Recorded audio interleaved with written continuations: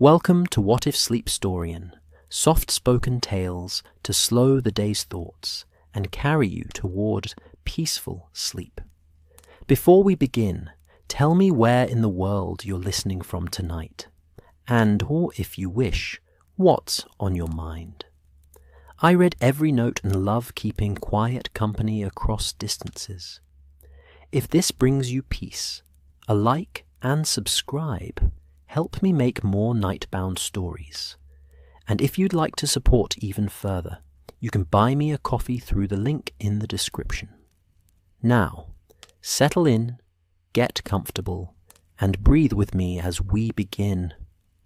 The fog pressed itself against the windows of Baker Street like a living thing, patient and deliberate, turning the gaslight outside into soft amber smudges that barely reached the pavement below.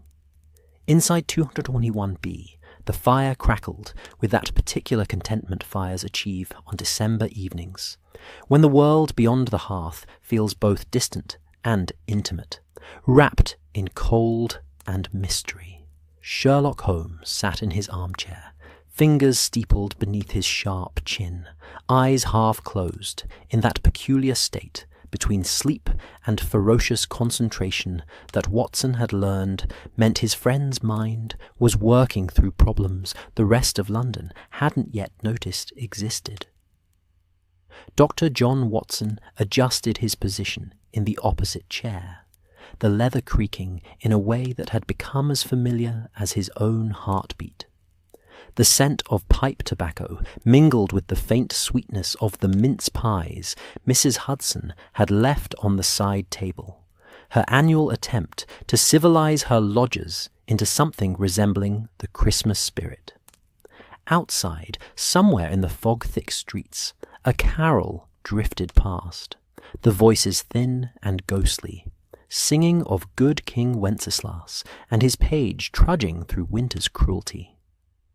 Watson found himself thinking about cruelty, about winter, about the way London transformed itself each December into something both magical and menacing.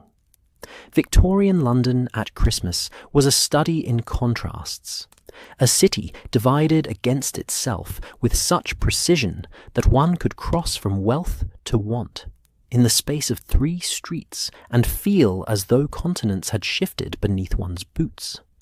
In Mayfair and Belgravia, windows glowed with warm light, and the scent of roasting goose drifted from kitchens where cooks commanded their domains with military efficiency. Christmas trees, that relatively new fashion imported by the late Prince Consort, stood in parlours draped with tinsel and glass ornaments that caught the light like frozen dreams. Children in velvet and lace whispered wishes to parents who could afford to grant them, while servants moved through corridors preparing for festivities that would consume days of planning and hours of labour.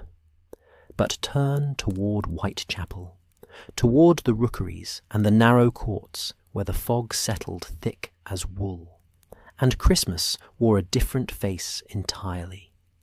Here, the charitable societies set up their soup kitchens and distributed their carefully budgeted gifts. A blanket, perhaps, or a loaf of bread that might stretch across 3 days if one were creative enough with hunger. The gas lamps were fewer here, the darkness deeper, and the cold had teeth that bit through threadbare coats with vicious enthusiasm. Yet, even here, perhaps especially here, Christmas insisted on itself. Paper chains made from yesterday's newspapers hung in cramped rooms. Carol singers huddled on corners, their breath forming clouds that dissolved into the general fog, their voices carrying hope that sometimes felt like defiance. Holmes opened his eyes fully, and Watson knew without asking that something had shifted in his friend's invisible calculations. "The charity rosters," Holmes said, his voice cutting through the room's comfortable silence with surgical precision. "Mrs. Hudson mentioned them this morning." Watson blinked. "I'm afraid I wasn't paying attention." Something about the church committee. St. Margaret's has expanded their Christmas distribution this year, doubled their usual numbers. Holmes reached for his pipe, his long fingers moving with that characteristic grace that made even mundane gestures seem like components of some greater investigation. Curious timing, given that donations have reportedly decreased.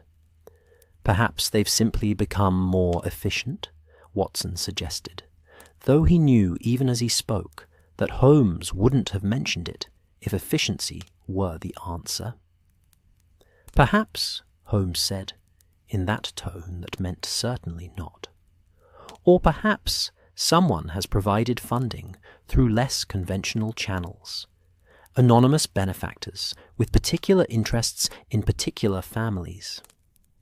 Before Watson could respond, the sound of hurried footsteps on the stairs broke through their conversation. Footsteps that stumbled, caught themselves, then continued with renewed urgency. Mrs. Hudson's voice drifted up, concerned and apologetic at once, followed by a knock that was barely a knock at all, more a collision of knuckles against wood propelled by desperation. Holmes was on his feet before Watson had fully registered the interruption, moving to the door with that sudden intensity that transformed him from languorous thinker to coiled spring in the space of a heartbeat. The woman who nearly fell into the room was perhaps 30, though grief and terror had aged her in ways that hours rather than years could achieve. Her coat was good quality, but hastily fastened, missing buttons, the hem dragging mud, and something else. Soot, Watson realized, seeing the dark smears that marked the fabric like accusations. Her hair had been pinned up at some point, but now fell in disarray around a face so pale it seemed the fog itself had condensed into human form. But it was her eyes that struck Watson most forcefully, wide and wild, seeing horrors that the comfortable room at Baker Street had no frame for containing. "Mr. Holmes," she gasped, and her voice carried the hoarseness of someone who had been screaming.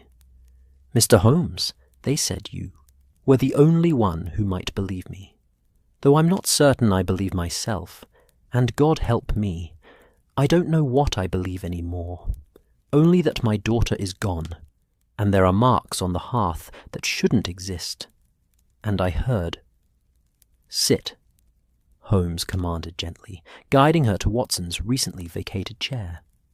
"Breathe. Watson, brandy. And then, madam, you will tell us everything in order, leaving nothing out, regardless of how impossible it seems."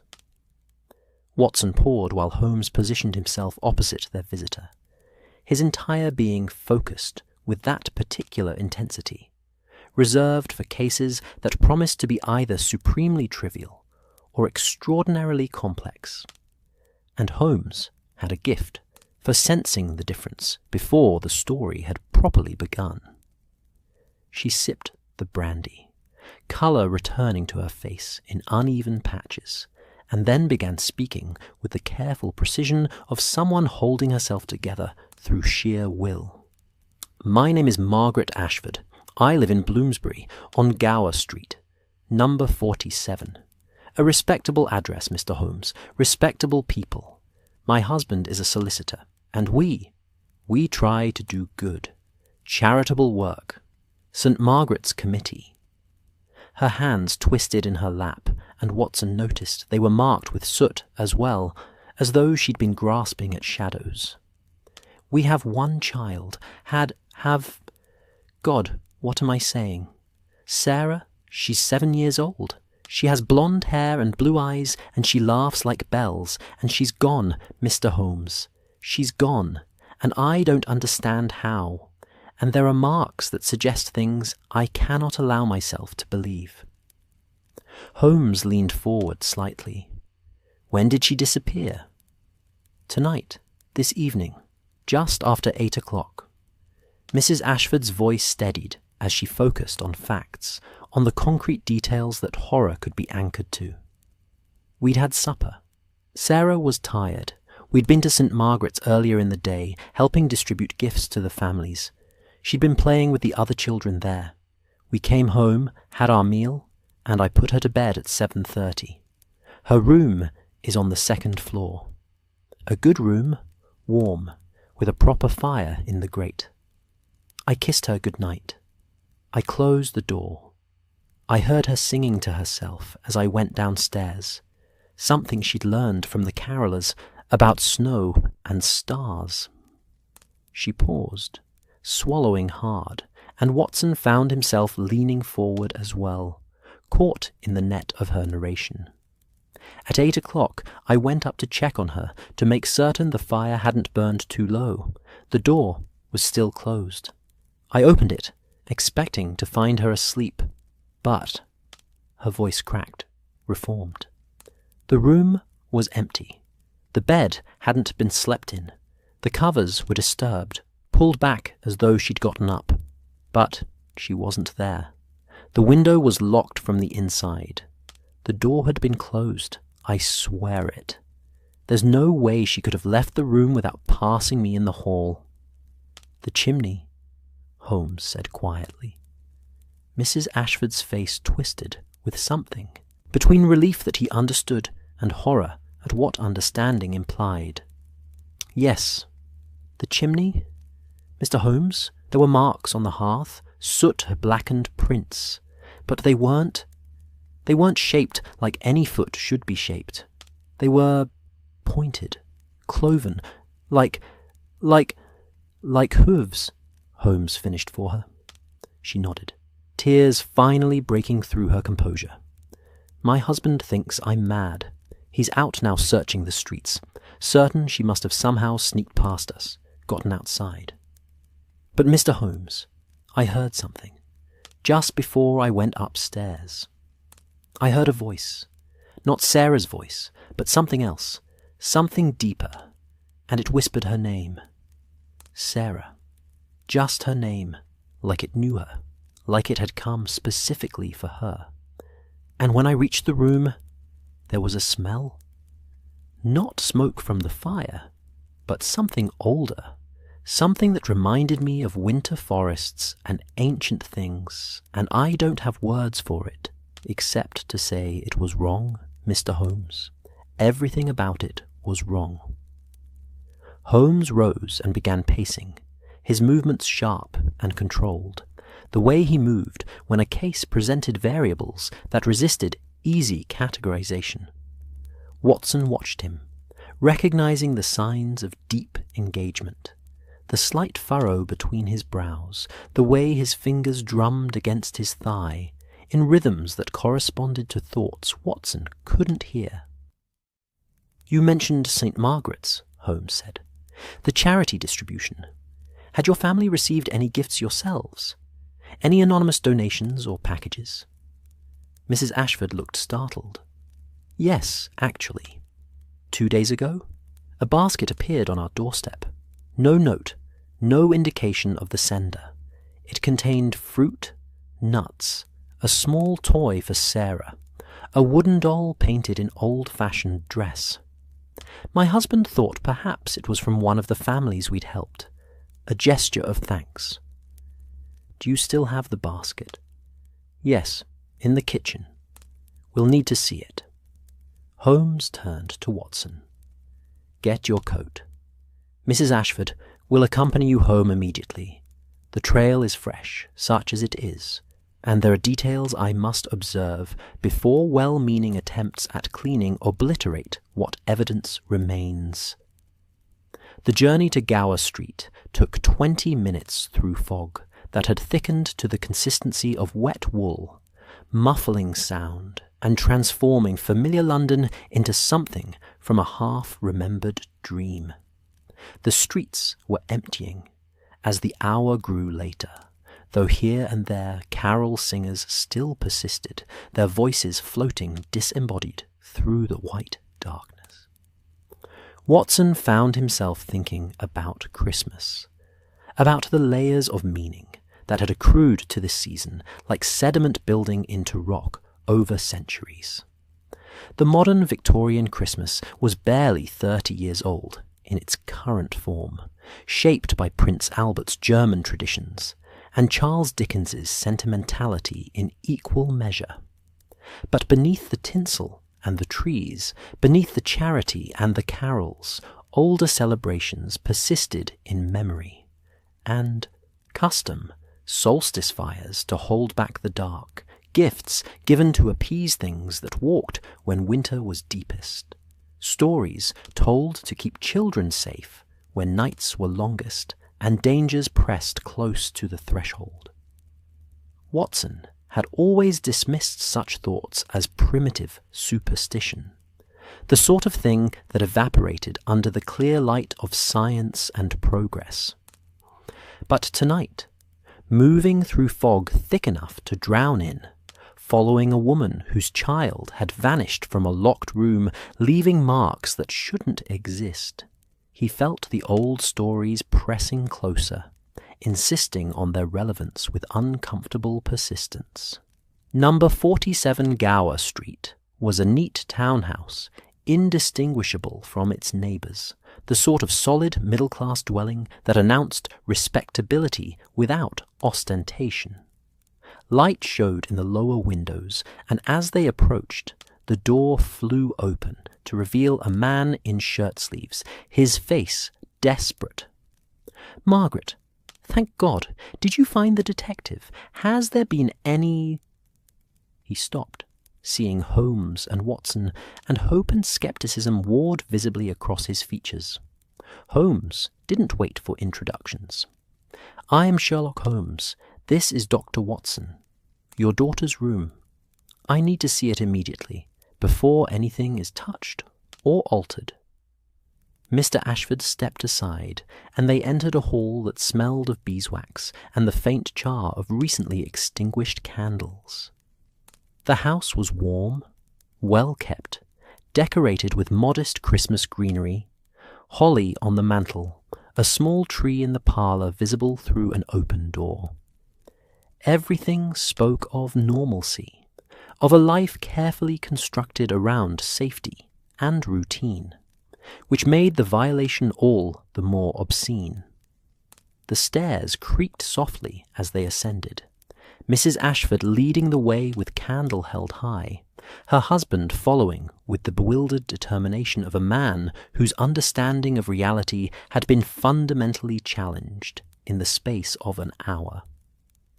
Watson brought up the rear, his medical bag in hand from habit, though he suspected no medicine he carried would address the ailment this house was suffering. Sarah's room was indeed neat, decorated with the careful charm parents bestow on beloved children.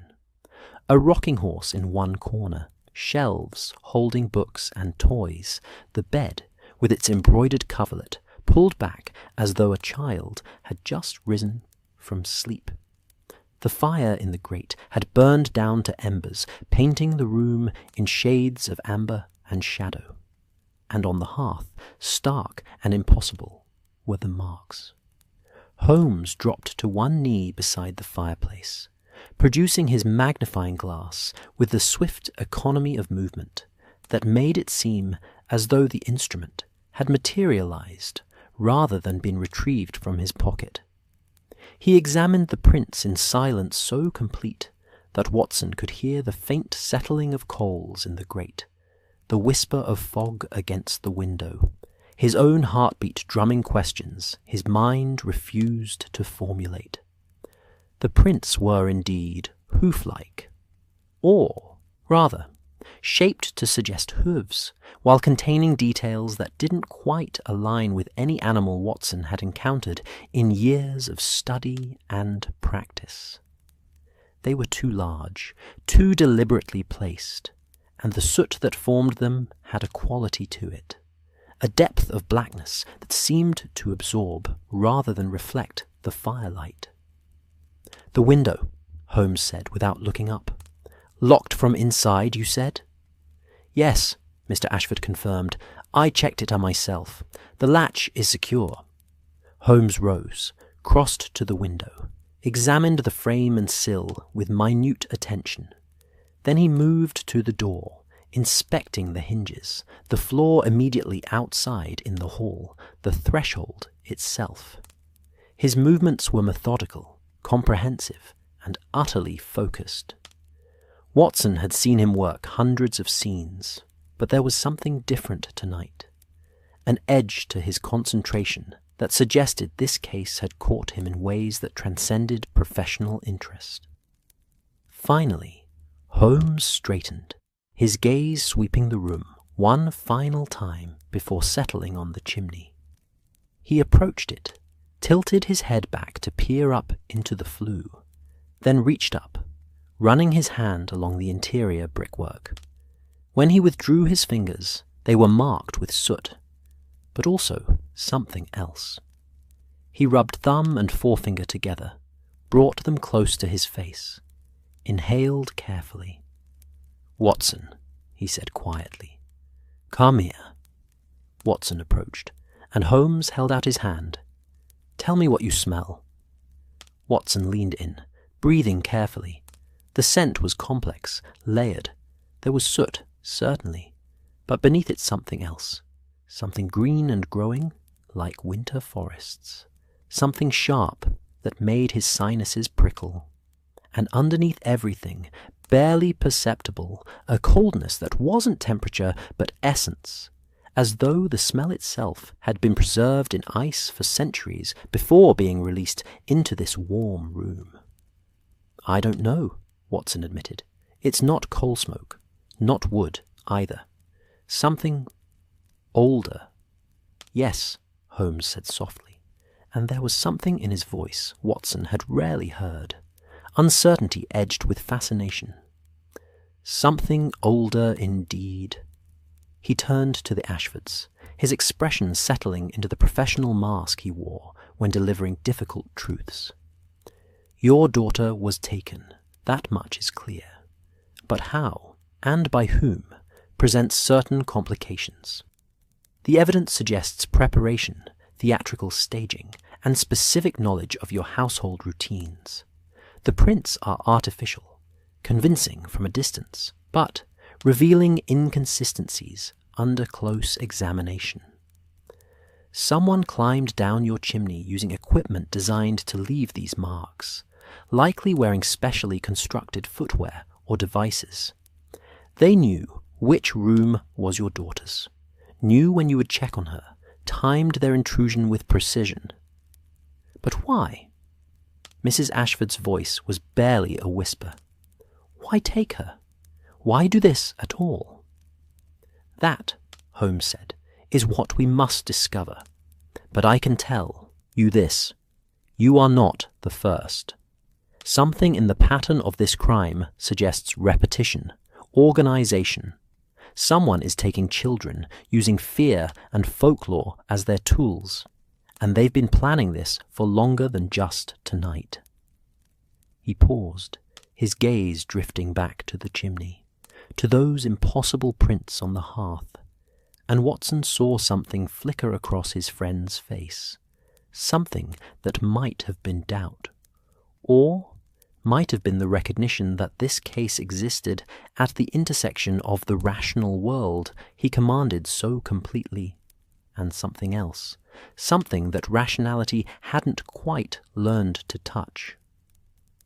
Outside, through the fog-wrapped window, a church bell tolled the hour, 9 chimes that seemed to fall through the cold air like stones dropped into dark water, rippling outward into silence, that felt less like absence of sound and more like presence of something waiting, patient, in the spaces between the bell's fading echoes. And somewhere in that London night, a child was missing, taken by hands unknown for purposes yet to be revealed, leaving behind only soot-blackened marks shaped like hooves and the scent of winter older than Christmas, older than the city itself, old as the first stories told to keep darkness at bay when fires burned low and something moved beyond the light, whispering names it had no right to know. The morning after Sarah Ashford's disappearance dawned grey and reluctant, as though the sun itself had decided that perhaps today it might simply refuse to rise at all and spare London the trouble of pretending December could offer anything resembling warmth. The fog had thinned, but not dispersed, merely redistributing itself into a fine mist that settled on every surface with the persistence of an uninvited guest who understood they weren't wanted, but had nowhere else to go.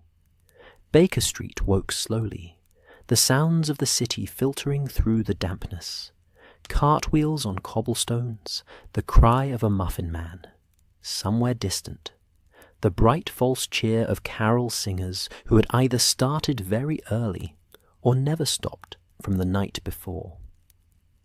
Watson descended the stairs to find Holmes exactly where he'd left him at 3 a.m, standing by the window, still dressed, eyes fixed on the street below with that particular quality of attention that suggested he was seeing far more than the simple passage of Londoners going about their business. The fire had burned down to ash, and the room carried the chill of a space that had been neglected in favour of more pressing concerns.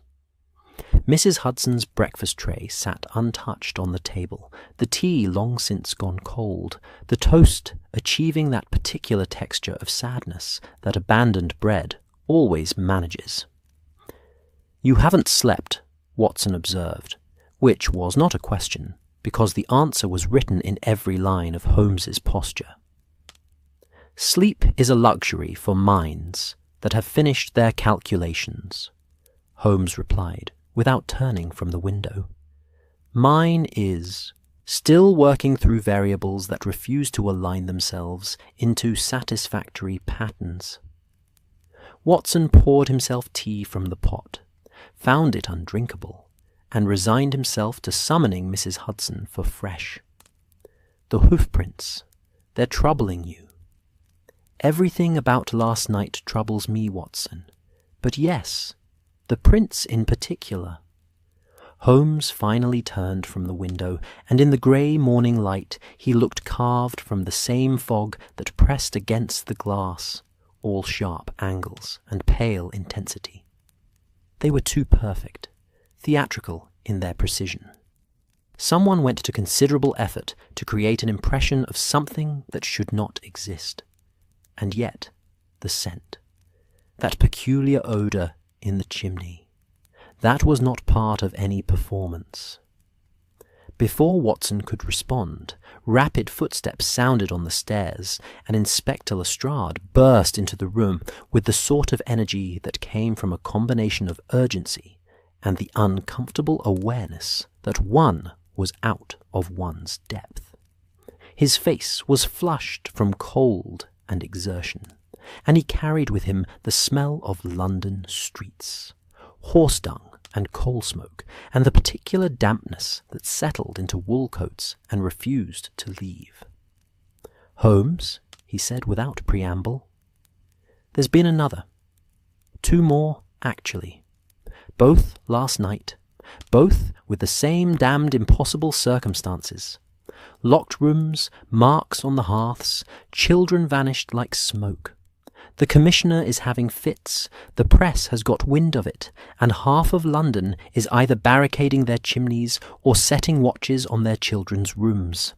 I need you on this, officially, before it becomes a full-blown panic." Holmes's expression sharpened with interest, though Watson detected beneath it something else, a thread of concern that his friend rarely allowed to show. "Details, Lestrade? Everything in order." Lestrade pulled out his notebook, flipping pages with fingers that weren't quite steady. "First case, Thomas Wright, age 9, son of a clerk in Islington. Disappeared around 9 o'clock last evening from his bedroom on the 3rd floor. Door was closed, window latched from inside, and yes, before you ask. Hoofprints on the hearth, same as the Ashford case. The boy's mother swears she heard singing, a man's voice, deep and resonant, coming from the chimney just before she found the room empty. Singing, Holmes repeated. What manner of song? Christmas carol, she said, but wrong somehow. The words twisted into something that wasn't quite what they should be. She couldn't remember the exact lyrics afterward, said they slipped from her mind like trying to hold water in her fingers. Watson felt something cold settle at the base of his spine. Memory that refused to be held was a peculiar detail, one that suggested either trauma or something altogether stranger. The second case, Holmes prompted. Emma Patterson, age 6, daughter of a dock worker in Bermondsey. Vanished around 10:30. Same circumstances. Locked room, impossible exit, those damned hoofprints. But this time there's a witness of sorts. The girl's older brother, 12 years old, was in the room with her. He claims... Lestrade paused, clearly uncomfortable with what he was about to say. He claims a figure came down the chimney, tall, wrapped in dark robes with a hood that shadowed its face. It wore something on its head. Horns, he said, curling up like a ram's. And it whispered Emma's name, just her name, over and over until she walked to it. Walked willingly, Holmes, as if in a trance. Then it climbed back up the chimney with the girl in its arms, and when the boy tried to follow, he found the flue empty and cold as winter graves. The room fell silent except for the faint hiss of settling ash in the grate. Watson found himself thinking of old stories, the tales his grandmother had told by firelight when he was small, stories of creatures that came in winter, that took children who misbehaved, that walked between the Christian world and the older pagan darkness that Christianity had never quite managed to extinguish. The brother, Holmes said quietly. Is he reliable? Could this be fantasy born of trauma? The boy's steady enough, according to the local constable, not given to flights of fancy. And here's the thing that makes it worse. The boy's hands and feet were found to be ice cold, though the room was warm. His lips had gone blue, as if he'd been standing in a snowstorm rather than sitting by a hearth fire. The doctor who examined him said he showed signs of genuine exposure to extreme cold, despite never having left the house. Holmes moved to the table, pushing aside the cold breakfast to spread out his own notes from the previous evening. His fingers traced connections, drawing invisible lines between details that to Watson seemed disconnected, but which to Holmes's peculiar genius would form a pattern as clear as constellations. 3 children, Holmes murmured. 3 locked rooms, 3 sets of impossible hoofprints, all on Christmas Eve or the night following, all from families of modest means, but not destitute. The clerk, the solicitor, the dock worker, all, I would wager, families who have recently engaged in charitable works or received charitable attention. Lestrade blinked. How did you know that? We haven't had time to investigate backgrounds yet. The Ashfords were at St. Margaret's charity distribution 2 days before their daughter disappeared. I would suggest you check whether the Wrights and Pattersons had similar recent interactions with charitable societies or church committees. Watson, your coat. Lestrade, we'll need to see all 3 scenes. The Ashford home first, then the others in sequence. I want to examine the chimneys in daylight, and I want to speak with the Patterson boy while his memory is still fresh. As they prepared to leave, Mrs. Hudson appeared with fresh tea and the morning papers, her face troubled. Mr. Holmes, these headlines, There, calling it the work of the devil himself. St. Nicholas's dark shadow, they're saying. The Christmas demon who punishes the wicked and steals the innocent. People are frightened, sir. Frightened in ways I haven't seen since the Ripper stalked Whitechapel. Holmes glanced at the papers, his expression darkening as he read. The Times had exercised restraint, reporting only facts, but the penny dreadfuls had no such compunctions. "The Devil of Christmas Eve stalks London's children," screamed one headline, accompanied by a lurid illustration of a horned figure emerging from a chimney, a limp child in its arms. Another proclaimed, "Krampus comes to England, ancient evil awakened by modern sin." "The press is weaponizing folklore," Holmes observed, almost to himself. "Feeding fear that will only make our task more difficult. Fear creates witnesses who see what they expect, rather than what exists, and it creates opportunity for those who would exploit terror for their own purposes." They descended into the London morning, into streets that seemed somehow different from the day before, as though the city itself had shifted during the night into a minor key. The usual Christmas preparations continued.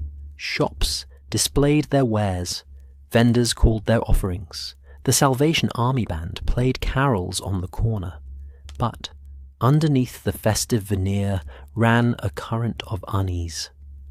Watson noticed mothers pulling their children closer, saw suspicious glances cast at chimneys and rooftops, observed the way conversations stopped when strangers passed too near, as though secrets had become currency and trust a luxury no one could afford. Victorian London in winter was always a study in contrasts, but Christmas amplified those divisions until they became almost grotesque in their disparity.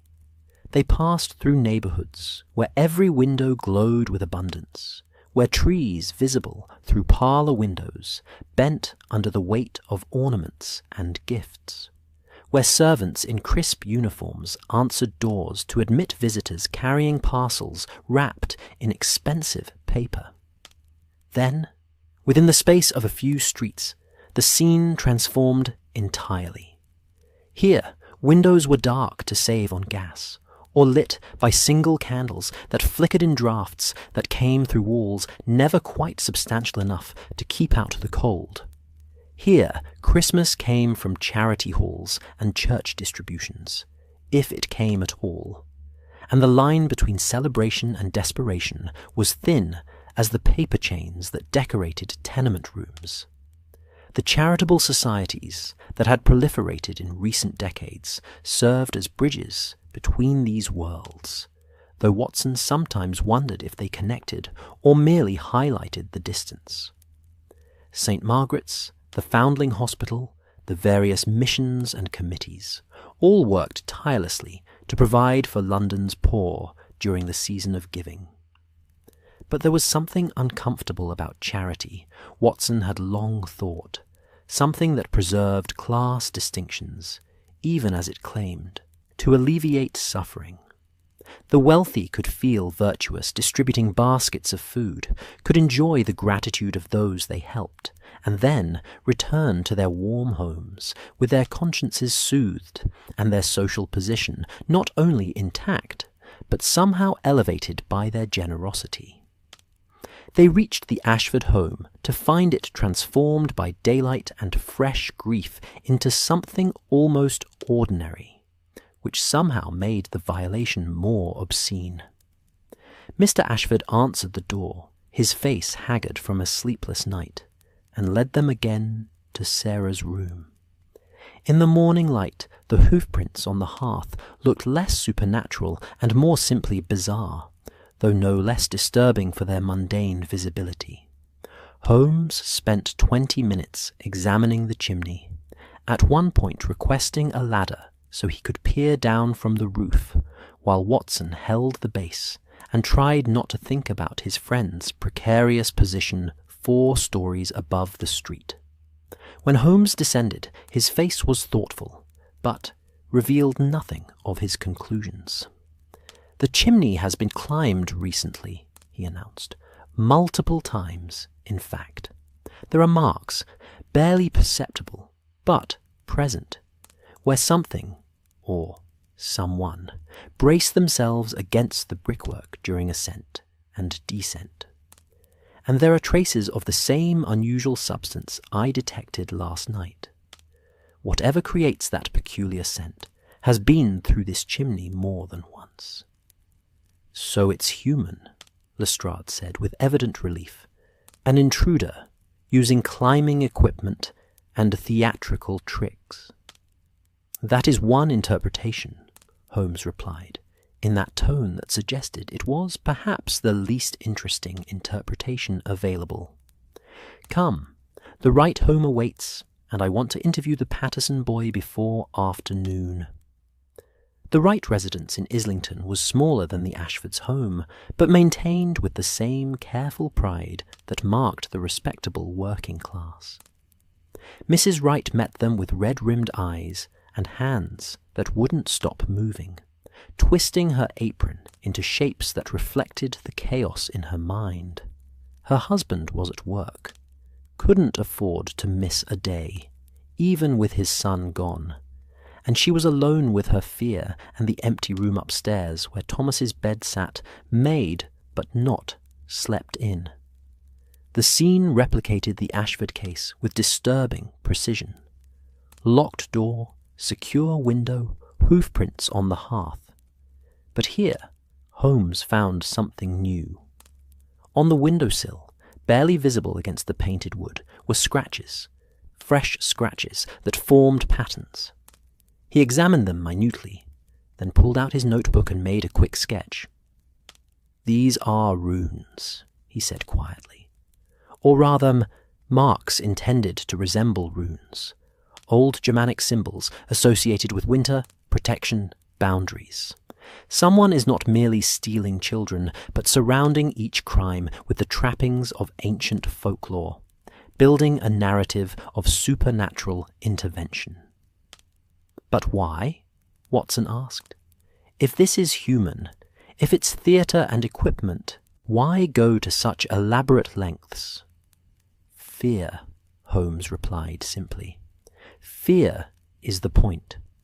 Whoever is orchestrating these abductions wants them to seem supernatural, wants the city to believe in demons and ancient evils. The question is, what purpose that fear serves beyond the immediate crime." The Patterson home in Bermondsey brought them into another stratum of London life entirely. The dockworker's flat was cramped and cold, smelling of the river that ran nearby, and the poverty that never quite released its grip, even when wages were steady. But it was clean, and the children's corner held toys carefully mended and books borrowed from the lending library. Evidence of parents who tried, despite circumstances that didn't try back. Young James Patterson sat in the kitchen, wrapped in a blanket, despite the fire burning in the stove, his face pale and his eyes carrying shadows no 12-year-old should know. His mother hovered nearby, protective and terrified in equal measure, while his father stood by the window, hands clenched, as though holding something back. Rage, perhaps, or helplessness, or both. Holmes knelt beside the boy with uncharacteristic gentleness, meeting his eyes at the same level. "James, I am Sherlock Holmes. I investigate things that seem impossible to explain. Your sister, I need you to tell me exactly what you saw. Not what you think you saw, not what you've convinced yourself you must have seen, but precisely what your eyes showed you. Can you do that?" James nodded slowly. His voice, when he spoke, was quiet but steady, the voice of a child who had learned early that life didn't always make sense, but one survived it anyway. "Emma and me, we was in bed. We share the room. See? It was late. maybe 10:30. Mum had just put out the lamp. I wasn't asleep yet, just lying there listening to Emma breathe the way she does when she's dreaming. Then I heard something in the chimney. Not like birds or rats. We get them sometimes. This was heavier, deliberate, like someone climbing down, slow and careful.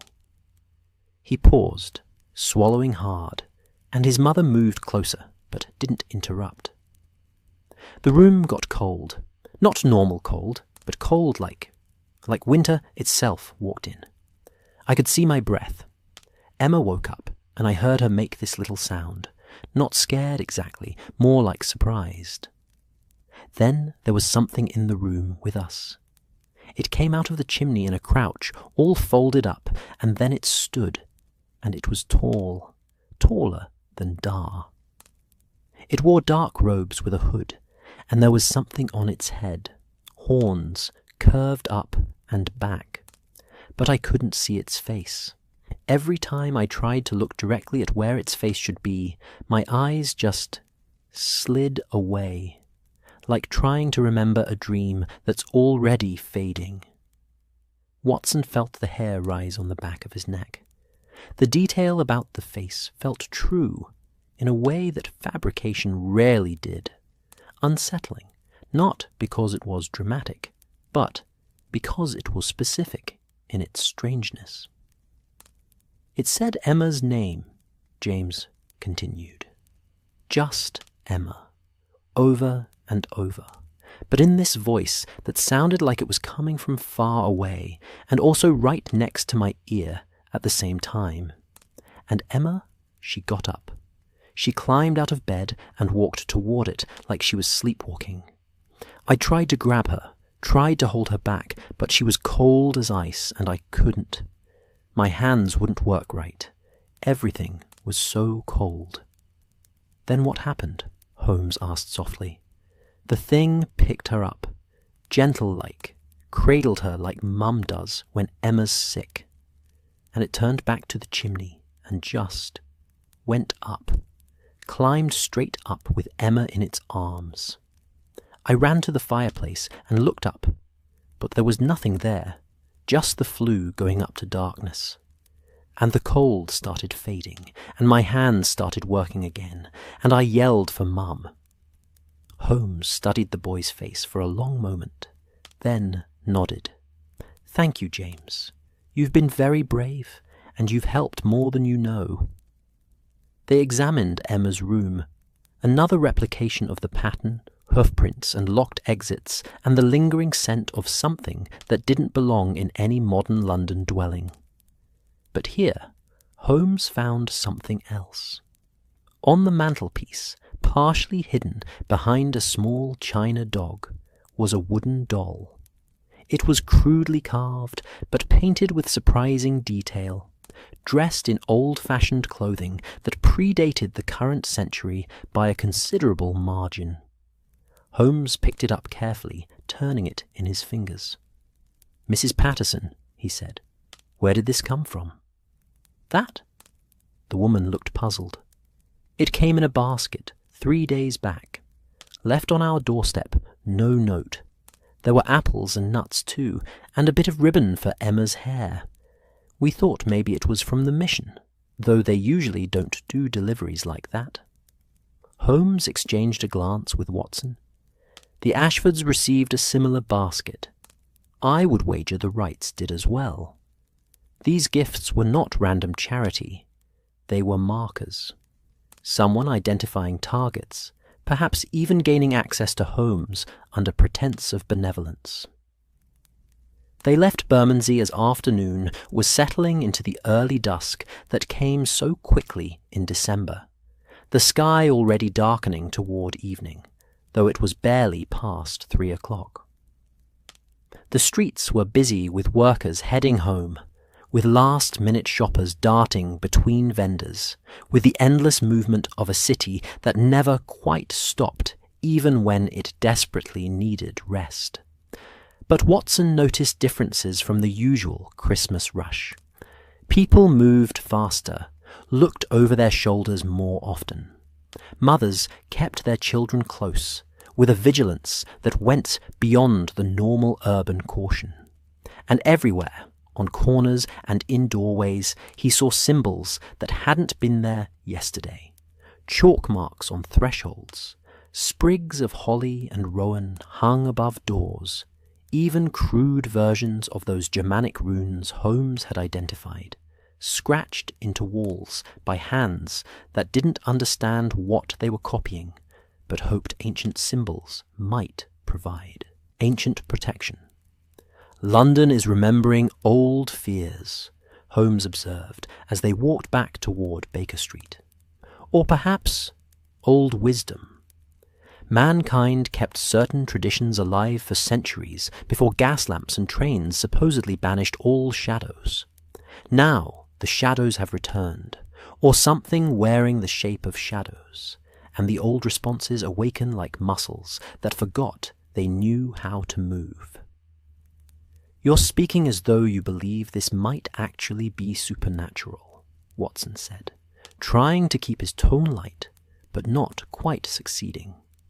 Holmes stopped walking, standing still in the middle of the pavement, while Londoners flowed around him like water around a stone.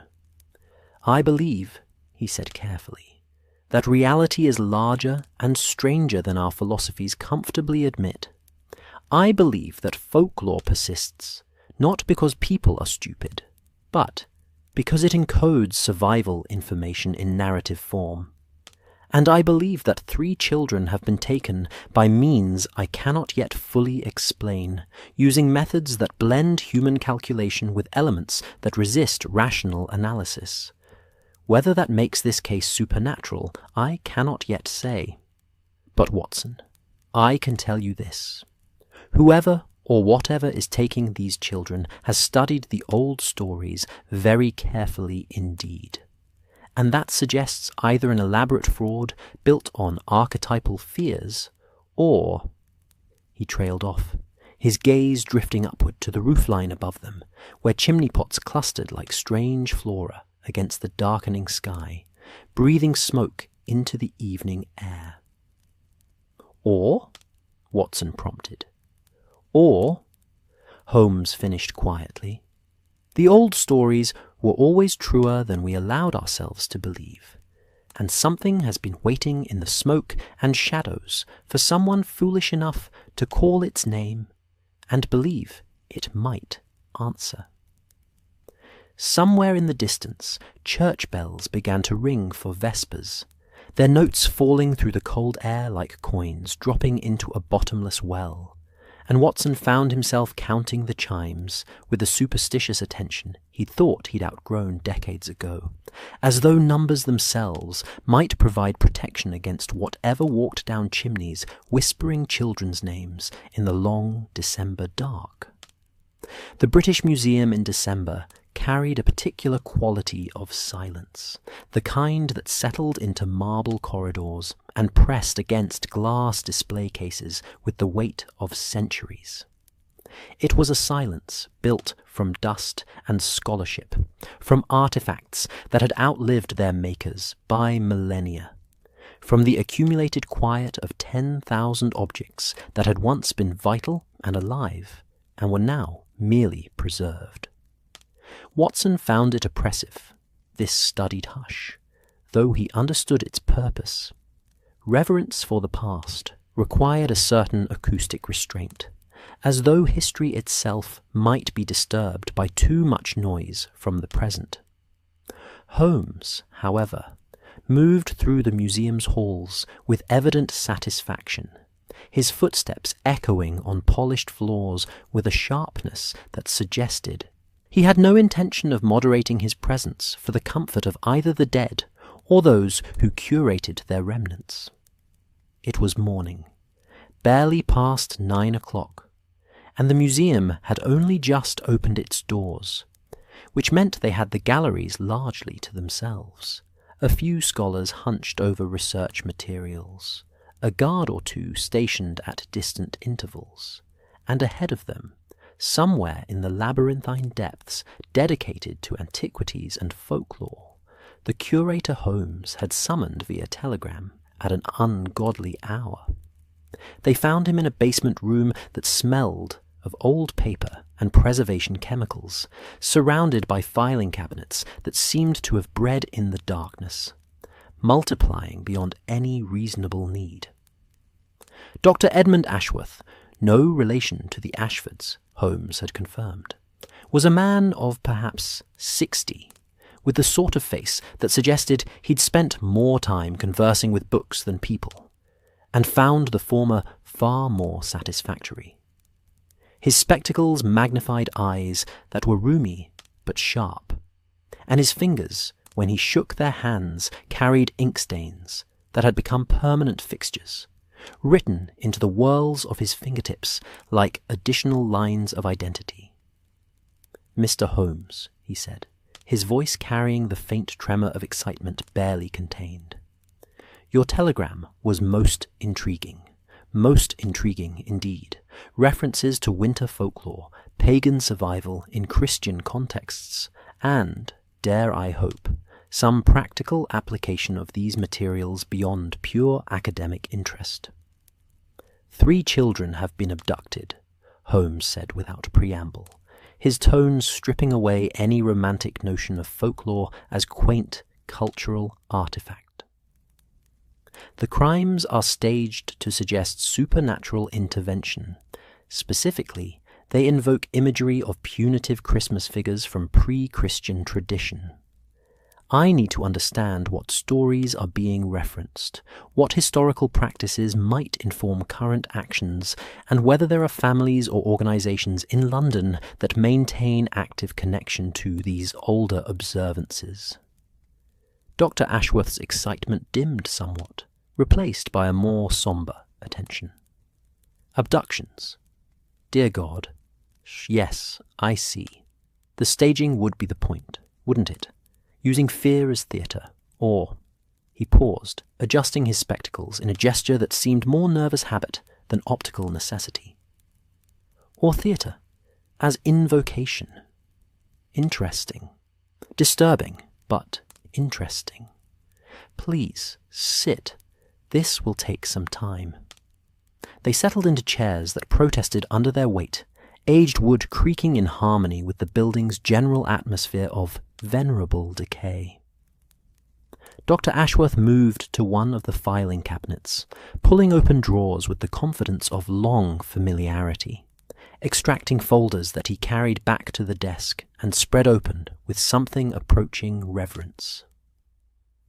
"Winter folklore," he began, falling into what Watson recognized as a lecturer's cadence, the rhythm of someone who had given this particular talk many times before, though perhaps never with quite such immediate relevance. "We think of Christmas as a Christian holy day, of course, celebrating the Nativity. But the date, December 25th, was chosen specifically to overlay and subsume older celebrations. The Roman Saturnalia, the Germanic Yule, the countless winter solstice festivals that marked the longest night and the sun's eventual return. Christianity didn't so much replace these observances as absorb them, incorporating their symbols and rituals while attempting to redirect their meaning." He pulled out an illustration, faded and foxed with age, showing a figure that made Watson's stomach tighten with recognition. It was tall and robed, with horns curving from its head, and it carried a sack over one shoulder while children cowered at its feet. "Krampus," Dr. Ashworth said quietly, "the most famous of the punitive Christmas figures, though far from the only one. In Germanic and Alpine traditions, Krampus accompanies St. Nicholas on his rounds, providing the dark mirror to Nicholas's generosity. While Nicholas rewards good children with gifts, Krampus punishes the wicked, beating them with birch branches, or in more extreme versions of the tale, carrying them away in his sack to be drowned or eaten or taken to some unnamed darkness from which no child returns." Watson studied the illustration, noting the details, The chains Krampus wore, the cloven hooves, the tongue lolling from a mouth that seemed more bestial than human. "This is what people are seeing," he said, "or what they think they're seeing. The figure the Patterson boy described matches this almost exactly." Krampus is merely one example, Dr. Ashworth continued, pulling out more illustrations, more reference materials, building a taxonomy of terror across the desk's surface. There's Perchta, sometimes called Berchta, an alpine goddess who became a witch in later Christian tellings. She visits homes during the 12 days of Christmas, checking on children's behavior and the housewife's diligence. The good receive silver coins, the wicked have their bellies slit open, their entrails removed and replaced with straw and stones. Charming, yes? He said it without irony, and Watson realized the man's detachment wasn't callousness, but rather the necessary armor one developed when studying humanity's darker narratives. Distance, or be consumed. "Then there's the Yule lads of Iceland," Dr. Ashworth went on, warming to his subject, despite its grim applications. 13 troll brothers who visit children in the nights before Christmas, leaving gifts or rotting potatoes, depending on behavior. And the Kalikantzaroi of Greek tradition, goblins that emerge during the 12 days of Christmas, causing mischief and occasionally stealing children. The Welsh Mari Lwyd, a horse skull carried door to door, demanding entry. The list continues across Europe, each culture maintaining some version of the same basic narrative. During the dark of winter, when the boundary between the living world and something else grows thin, creatures come visiting, and not all of them are friendly. Holmes leaned forward, his fingers steepled beneath his chin. These traditions, do they persist in England? Are there families, communities that maintain active practice of pre-Christian winter observances? Dr. Ashworth hesitated, and Watson saw calculation flicker behind those magnified eyes, the weighing of professional discretion against civic duty, of scholarly objectivity against the reality of missing children. "Yes," he said finally, "though they wouldn't advertise it, naturally. The Church takes a dim view of what it considers pagan survival, and the general public tends toward mockery or condemnation depending on their temperament. But there are old families, particularly in the North and West, that never fully converted, or rather converted on the surface while maintaining older practices in private. They celebrate Yule as well as Christmas. They leave offerings at crossroads during the solstice. They observe traditions that predate Christianity by centuries." "In London?" Holmes pressed. "Even in London. Especially in London, perhaps. The city's a repository for everything England has been. Layers built atop layers. Ancient Roman beneath Saxon, beneath Norman, beneath Tudor, beneath Victorian. The same is true of belief systems. There are families here whose ancestry traces back before the conquest, who remember when London was Londinium and the old gods still walked. They've learned to hide what they practice, to dress it in respectable clothing. But the bones underneath are very old indeed." He pulled out a leather-bound journal, its pages crackling with age. "This is from the 1820s. A folklorist's account of secret societies in London, dedicated to preserving pre-Christian practices. Most were harmless. Romantic enthusiasts playing at paganism, more theatre than theology. But a few." He trailed off, flipping pages until he found what he sought. A few took it more seriously. They believed the old powers never left, merely withdrew, waiting for proper observance to call them back. And they believed that certain rituals, properly performed, could serve as invitations. Watson felt cold that had nothing to do with the museum's inadequate heating. What sort of rituals? Dr. Ashworth's finger traced down the page, reading aloud in a voice that had gone quiet, with something that might have been apprehension or might have been academic fascination. Sometimes, Watson thought, the two were difficult to distinguish. The winter tithe, it's referenced across multiple traditions, though the name varies. The essential element remains consistent. When winter comes, when the boundary grows thin, something must be given. In agrarian societies, this was often symbolic, the last sheaf of harvest, or a portion of the winter stores, left at specific locations as offering to whatever powers governed the season's turning. But in older variants, darker variants, the offering was more literal. Children, specifically. Children offered to the winter dark to ensure the sun's return, to guarantee that spring would follow the frozen months. That's barbaric, Watson said, unable to keep the disgust from his voice. It's survival, Dr. Ashworth countered, his tone neutral. Or it was understood as such by cultures that lived far closer to starvation and annihilation than we comfortable Victorians can easily imagine. If the winter killed you, if the spring never came, if the sun abandoned the sky, these were real fears, existential terrors that required appeasement.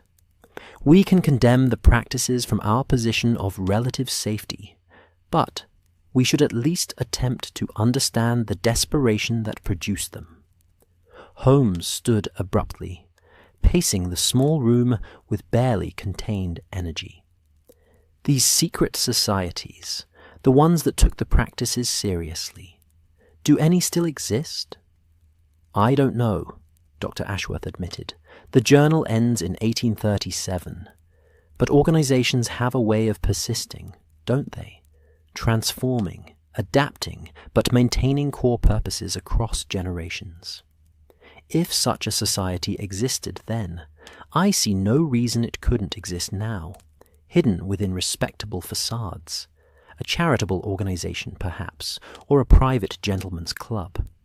Victorian London is full of secret societies, most of them harmless eccentrics, with too much time and money.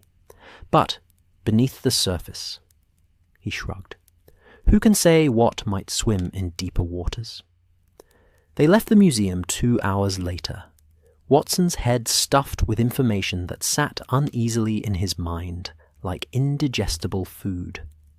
Holmes walked in silence, his expression distant, processing and organizing the flood of data according to whatever internal system governed his remarkable brain. The day had progressed toward noon, and the streets were busy with the usual London chaos. Hansoms clattering past, vendors calling wares, the constant human murmur that formed the city's background music. But Watson found himself seeing it all differently now, as though Dr. Ashworth's lecture had adjusted his vision, revealing patterns he'd previously missed. The Christmas decorations that adorned shop windows and doorways. How many of them traced back to pagan symbols adopted and sanitized? The holly and the ivy, sacred to older gods. The Yule log burning in hearths, predating Jesus by millennia. Even Father Christmas himself, that jolly Victorian invention, wore the green of the Holly King, a figure from Celtic tradition that ruled the waning year. London was performing Christianity, Watson realized, but underneath the performance older scripts persisted, half-remembered and imperfectly suppressed. A costume shop, Holmes said suddenly, breaking their shared silence.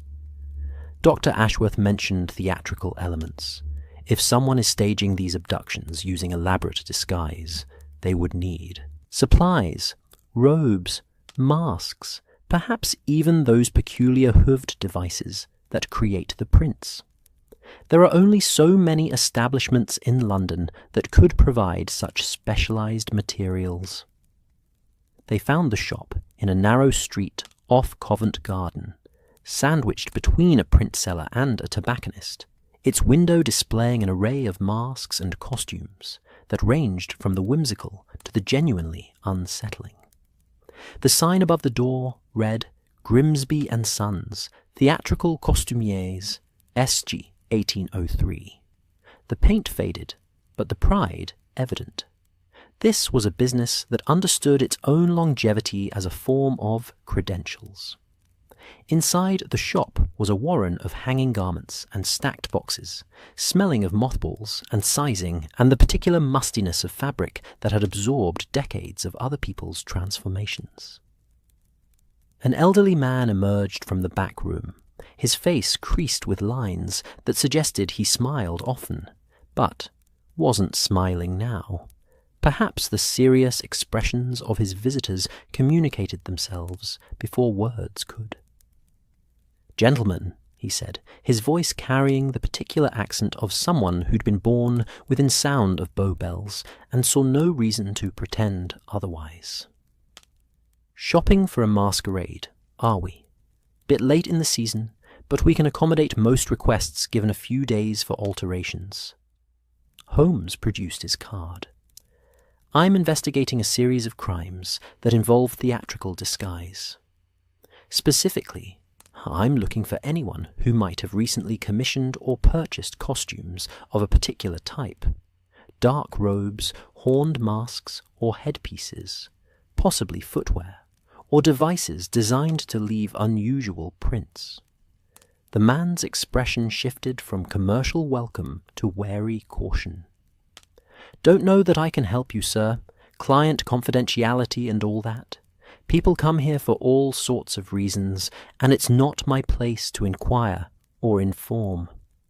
"3 children have been abducted," Watson said quietly. "If your discretion enables whoever is taking them, you'll have to live with that knowledge." The man, Grimsby, Watson presumed, looked between them, internal conflict playing across his weathered features. Finally, he sighed. "Wait here." He disappeared into the back room, returning minutes later with a ledger that he placed on the counter with evident reluctance. 3 weeks ago, special order, paid in cash, picked up 4 days before the first of whatever's been happening. Customer gave the name Smith, which I didn't believe then and don't believe now. But cash is cash, and the order wasn't illegal, just peculiar. Holmes leaned over the ledger, reading quickly. "Describe the items." 3 sets of robes, black wool, hooded, floor-length, medieval styling, very authentic. We had to pull patterns from our archives. 3 masks, horned, based on Alpine Krampus designs, but modified. The customer provided drawings, wanted the horns longer, the features more shadowed. And the footwear. That was the strangest part. Specialized. Boots with weighted soles designed to leave specific impressions. The customer provided exact specifications for the sole patterns. I had to bring in a cobbler to construct them properly. "Hoofprints," Holmes said softly. "Did the customer say what these costumes were for?" "Claimed it was for a private theatrical production. An adaptation of Germanic folklore," he said, "being staged in a country house for the Christmas season. I didn't ask questions beyond what I needed to fulfill the order properly." "Can you describe this customer?" Grimsby's face screwed up with concentration. "Middle-aged, I'd say. Well-spoken, educated accent. Tall, perhaps 6 feet or thereabouts. Thin, moved careful-like, as though his joints pained him. Hands were ink-stained. A clerk or scholar, I thought. Face. I'm trying to remember his face, and it's strange. I can't quite fix it in my mind. Not that it was forgettable, exactly. More like every time I try to focus on the details, they slip away, like trying to remember a dream after waking. Watson felt that now familiar prickle of unease. The Patterson boy had described exactly this phenomenon, the inability to fix on facial features, as though the act of seeing and the act of remembering couldn't quite synchronize. Holmes pulled out his notebook, sketching quickly. The mask designs. Can you replicate them? Grimsby studied Holmes's drawing, then shook his head. You've got the basic shape, but the details. Here, I made rough sketches when creating the patterns. He produced a separate sheet, and Watson moved closer to look. The masks were disturbing. Not grotesque in any obvious way, but unsettling in their combination of human and animal features, in the suggestion they conveyed of intelligence behind the bestial facade. The horns curved back from the temples in spirals that seemed almost mathematical in their precision, and the eyeholes were positioned in a way that would make the wearer's gaze difficult to meet, as though looking directly at them would cause the viewer's attention to slide away. Clever, Holmes murmured. The design incorporates psychological principles. The mask doesn't just hide identity, it actively prevents the formation of clear memory. Brilliant in a thoroughly disturbing fashion. They left the costume shop with Grimsby's promise to send word if the mysterious Mr. Smith returned, stepping back into afternoon streets where the light was already beginning its premature fade toward evening. The day felt somehow shorter than it should, as though December were devouring hours with increasing appetite, hurrying London toward the longest night. We're looking for an educated man, Holmes said as they walked, someone with knowledge of folklore, access to funds, and connection to the families being targeted through charitable channels, someone who understands psychology well enough to design disguises that prevent clear identification, and someone, Watson, who ordered 3 complete costumes, which suggests this is not a lone actor, but a conspiracy of at least 3 individuals working in concert. A secret society, Watson said, as Dr. Ashworth suggested, one that's maintained its practices across generations, waiting for what? What could they possibly hope to achieve? That, Holmes said grimly, is what we must discover before the winter solstice, because I suspect, Watson, that these abductions are building towards something, a pattern, a ritual, a culmination. The solstice is 5 days hence, the longest night, the moment when the sun stands still before turning back towards spring. If there's symbolic significance to these crimes, if there's a ritual element beyond the immediate abductions, then that night represents the logical climax. They turned onto Baker Street as the lamplighters were beginning their rounds, small points of flame springing to life against the gathering dusk. The sight should have been comforting, civilization pushing back against darkness, human ingenuity making the night navigable and safe.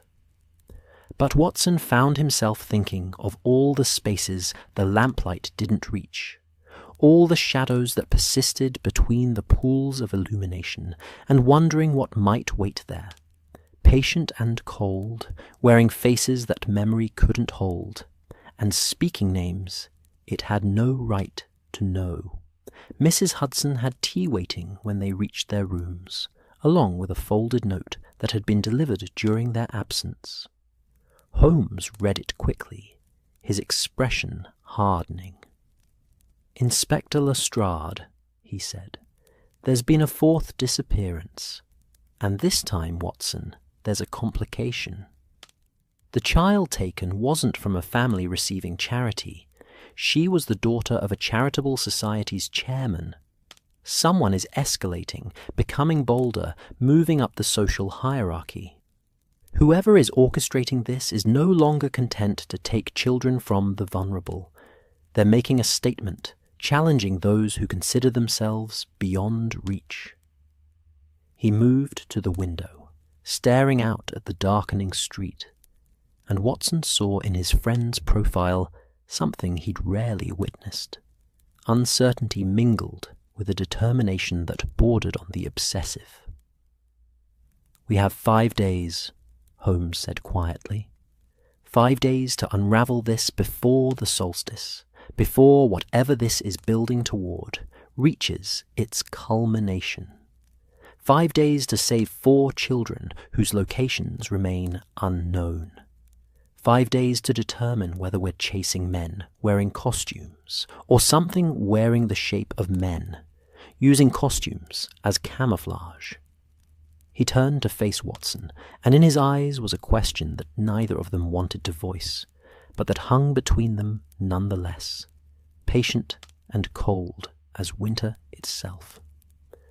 What do you do when the evidence suggests impossibility?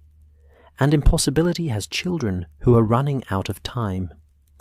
Outside, the fog was returning, settling over London like a shroud, and somewhere in that vast city, in some location yet undiscovered, 4 children waited in darkness while their captors prepared for the longest night, and the things that longest night might summon or unleash or become.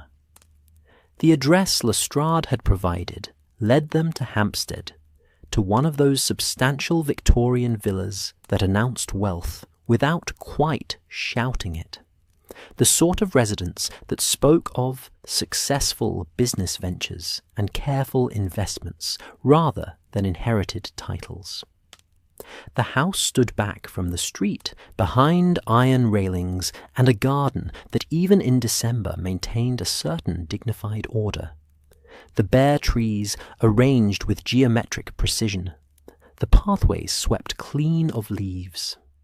Light glowed from multiple windows, despite the early hour, barely past 2 in the afternoon, suggesting a household too disrupted by crisis to maintain normal rhythms of occupation and rest. Inspector Lestrade met them at the door, his face carrying the particular exhaustion that came not from a lack of sleep, but from an accumulation of cases that refused to resolve themselves according to any rational pattern. He'd aged in the 3 days since this investigation began, Watson noticed. Or perhaps the aging had always been there, and crisis simply made it visible, the way certain light reveals cracks in plaster that darkness had previously hidden.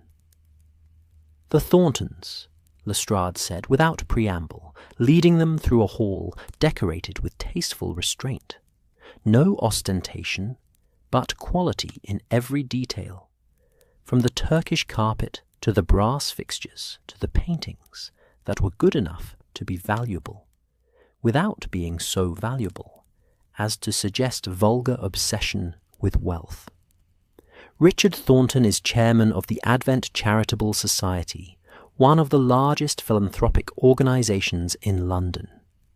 His wife Elizabeth serves on 6 committees, pillars of the community, utterly respectable, and this morning their daughter Victoria disappeared from her bedroom under circumstances identical to the previous abductions. "When?" Holmes asked, his voice sharp with the focused attention he brought to fresh crime scenes, to evidence that hadn't yet been contaminated by well-meaning incompetence, or the simple passage of time that eroded details the way water eroded stone. "Between 6 and 7 this morning. The girl's nursemaid had checked on her at 6. Child was sleeping peacefully. When the maid returned at 7 with breakfast, the room was empty. Door locked from inside, window secured, and those damned hoofprints on the hearth, fresh as paint and twice as impossible. They found Richard Thornton in his study, a room that managed to be both comfortable and imposing, lined with books that showed signs of actual reading rather than decorative purchasing. He was a man of perhaps 50, well-built and well-dressed, with the sort of face that normally projected confidence and competence, but which now showed only bewilderment and barely controlled fury, the fury of someone accustomed to solving problems who had encountered a problem that refused to be solved through application of money, influence, or rational effort. His wife sat beside him, her hands folded in her lap, with a stillness that suggested she'd discovered that movement led to collapse, and stillness was the only available defense against disintegration. She was younger than her husband by perhaps 15 years, beautiful in that particular way, wealthy Victorian women achieved through good nutrition, excellent medical care, and the leisure to cultivate their appearance as one might cultivate a garden, carefully, deliberately, with resources to spare. "Mr. Holmes," Thornton said, rising with the automatic courtesy of his class and generation, despite circumstances that might excuse the abandonment of social niceties. "Inspector Lestrade speaks highly of your capabilities. We're desperate. Our daughter is everything to us, Mr. Holmes, everything. Whatever resources you require, whatever information, it's yours. Just bring her back." Holmes inclined his head in acknowledgement, but wasted no time on comforting platitudes. "I need to see her room immediately. Every minute matters, and I must examine the scene before details are lost." Victoria's room was on the second floor, a space that reflected both childhood and the particular Victorian tension between indulgence and moral instruction. The nursery furniture was expensive, but not frivolous. A good bed, a sturdy wardrobe, shelves holding books approved for young ladies of quality. Educational texts sat beside moral tales, though Watson noticed a few volumes of fairy stories tucked somewhat guiltily at the shelf's edge, as though someone had decided that imagination, while dangerous, couldn't be entirely suppressed without doing damage to something essential. The hoofprints on the hearth were exactly as Lestrade had described, fresh, clear, impossibly precise. Holmes dropped to his knees beside them, producing his magnifying glass, examining not just the prints themselves, but the surrounding stone, the ash distribution, the faint marks that ordinary observation would miss, but which, to his peculiar genius, might as well have been letters spelling out confessions. The prints were made by the same apparatus as the previous scenes, he murmured, more to himself than his audience. But there's something different here. The depth is uneven. See, Watson, how this front portion sinks deeper than the rear? That suggests weight distribution that wouldn't occur with an empty costume. Someone wearing these devices, yes, but carrying additional weight. The child, presumably. He rose, moved to the chimney, peered up into the flue with an intensity that suggested he was reading text written in soot and darkness. Then he did something Watson had seen before, but which always made him nervous.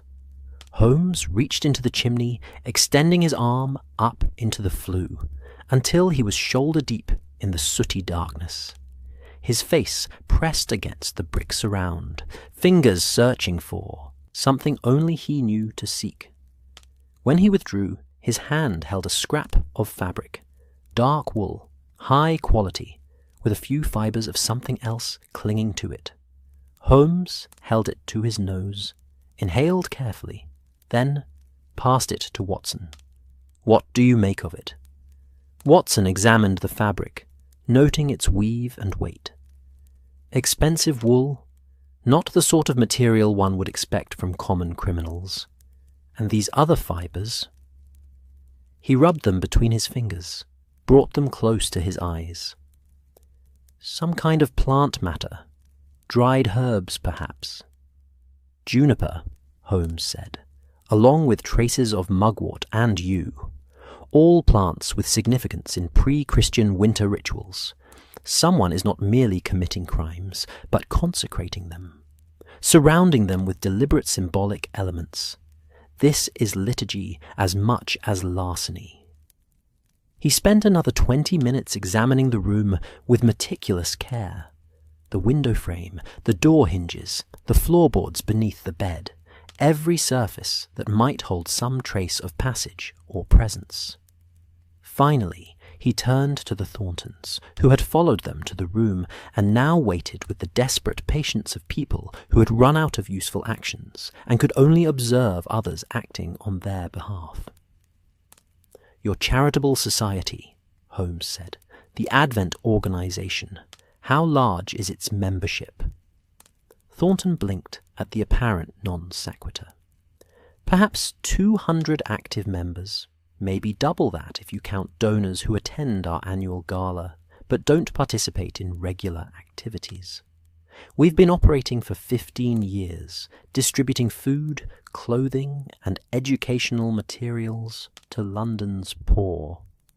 Particularly focused on children, we believe early intervention prevents the perpetuation of poverty across generations." "Noble work," Holmes said, his tone neutral enough that Watson couldn't determine if the assessment was genuine or ironic. "Where do you meet?"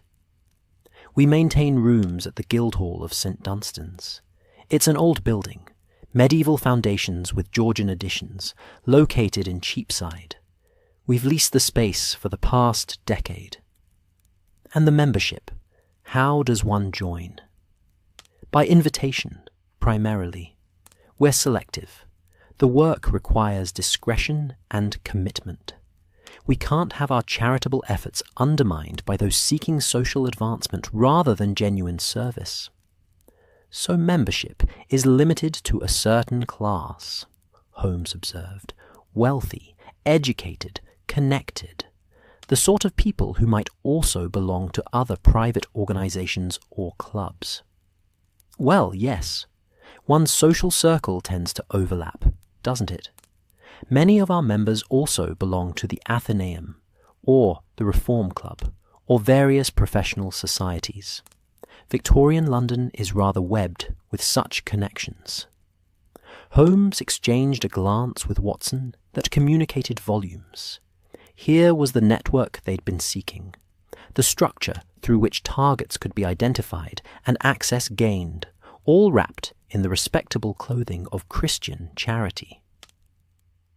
"I'll need your membership roster," Holmes said. "Complete names, addresses, occupations, and I'll need access to your Guildhall rooms. Today, preferably within the hour." Thornton hesitated. "The membership information is confidential, Mr. Holmes. These are prominent people who value their privacy.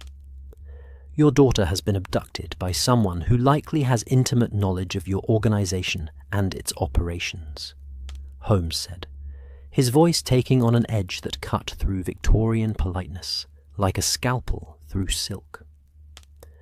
"Confidentiality is a luxury you can no longer afford. Every moment you spend protecting your members' privacy is a moment your daughter remains in the hands of whoever took her. Choose accordingly." The Guildhall of St. Dunstan's crouched in the shadow of larger, more prosperous buildings, a remnant of medieval London that had somehow survived fire, plague, war, and the relentless Victorian appetite for modernization. The facade still showed Norman arches, though subsequent centuries had added windows and buttresses, and a general accretion of architectural decisions that gave the structure a palimpsest quality. Layers of history visible simultaneously, none quite erasing what came before. Thornton had provided the membership roster and his personal key, though he'd insisted on accompanying them, unable to bear remaining at home with nothing to do but wait and imagine. The key turned in a lock that was newer than the door it secured, and they entered a vestibule that smelled of old stone and older damp, of centuries of London weather seeping gradually through walls that were thick but not impermeable. "The main meeting hall is upstairs," Thornton said, lighting a lamp that pushed back shadows without quite defeating them. "We use the ground floor for storage, donated goods awaiting distribution, records, that sort of thing. The upper floor is where we conduct our meetings and social gatherings." Holmes, however, had stopped moving, his attention fixed on the floor. Watson followed his gaze and saw what had caught his interest: scratches in the stone flagging, wear patterns that suggested heavy objects had been dragged across the floor repeatedly, and recently enough that the marks hadn't yet acquired the patina that time gives to all disturbances. "What's down?" Holmes asked, pointing to a door Watson had initially dismissed as a broom cupboard. "Down?" Thornton looked genuinely confused. "Nothing. That's just... well, I assumed it was storage. I've never actually opened it." "Never?" Holmes's eyebrows rose. "You've leased this space for a decade and never investigated all of its rooms." "We lease the main floor and the upper story. The building has multiple tenants. That door, I assumed, belongs to whoever occupies the basement." Holmes tried the door, locked, but the lock was old, and a few seconds' work with his picks had it open. Beyond lay stairs, descending into darkness that seemed thicker than mere absence of light. Though shadow itself had accumulated over time, settling like sediment into a space rarely disturbed by illumination. They descended carefully, Holmes holding the lamp high, its light sliding across stone walls that wept moisture and showed signs of immense age. This was old London, pre-Georgian, pre-Tudor perhaps, the city's medieval bones exposed and forgotten. The stairs opened into a chamber that might once have been a crypt or storage vault, perhaps 20 feet square. The ceiling vaulted with Gothic arches that whispered of the 13th or 14th century. But it was what occupied the chamber that arrested Watson's attention and sent cold spreading through his chest like ice, forming on still water. The room had been converted into a temple of sorts, though temple to what? Watson couldn't immediately determine. The floor had been painted with symbols, elaborate geometric patterns, interspersed with characters that might have been runes, or might have been something older. Languages that predated written English. Against the far wall stood a table, covered with black cloth, and on the table rested objects that made Watson's medical training and Christian upbringing war within his mind. There were skulls, animal skulls, he determined with relief, though their arrangement suggested purpose beyond mere decoration. Candles in heavy iron holders, their wax melted and reformed so many times that they'd become twisted sculptures of their own accumulated drippings. Bowls containing what looked like ash and dried plant matter. And books, old books, their leather bindings cracked with age, their pages written in languages Watson didn't recognize. "Dear God," Thornton whispered, his face gone pale in the lamplight. "What is this? This isn't. We don't. The Advent Society doesn't." "No," Holmes agreed. "The Advent Society doesn't. But something else does. Something that exists within your organization like a parasite within a host, using your charitable framework as cover for practices considerably older and considerably darker than Christian philanthropy." He moved through the room, examining everything with his characteristic intensity, occasionally making notes or sketching details into his notebook. Watson followed more reluctantly, his instincts screaming that this was a space humans weren't meant to occupy, that some boundaries existed for good reason, and this room existed on the wrong side of those boundaries. On the wall behind the altar, for Watson couldn't think of the table as anything else, hung a tapestry so old that its original colours had faded to shades of brown and grey, the fabric brittle with age. But the image it depicted was still clear enough. A horned figure surrounded by kneeling humans, and above them a winter scene, bare trees, snow, and a sun that seemed caught in the act of dying, frozen at its lowest point on the horizon. The winter solstice, Holmes said quietly, the moment of greatest darkness, when the old sun dies and the new sun must be born. And this figure, he pointed to the horned being at the centre. This is not Krampus or any other later folklore adaptation. This is older, much older. This is the thing those stories were built to remember, or perhaps to contain. Thornton had sunk onto the bottom step of the stairs, his face buried in his hands. I don't understand. How can this exist beneath our meeting rooms? How could we not know? Because you weren't meant to know, Holmes said. This is a secret society within your society. A hidden circle of true believers who use your organization's charitable work as both cover and hunting ground. They identify vulnerable families through your distributions, mark them with those gift baskets, gain access to homes under pretense of benevolence. And they operate with complete freedom because the last thing anyone would suspect is that a Christmas charity would harbour those who worship something that predates Christmas by millennia. Watson found his voice, though it came out rougher than he intended. The children, are they being kept here? Holmes shook his head. No, this is a ritual space, a place of worship and preparation.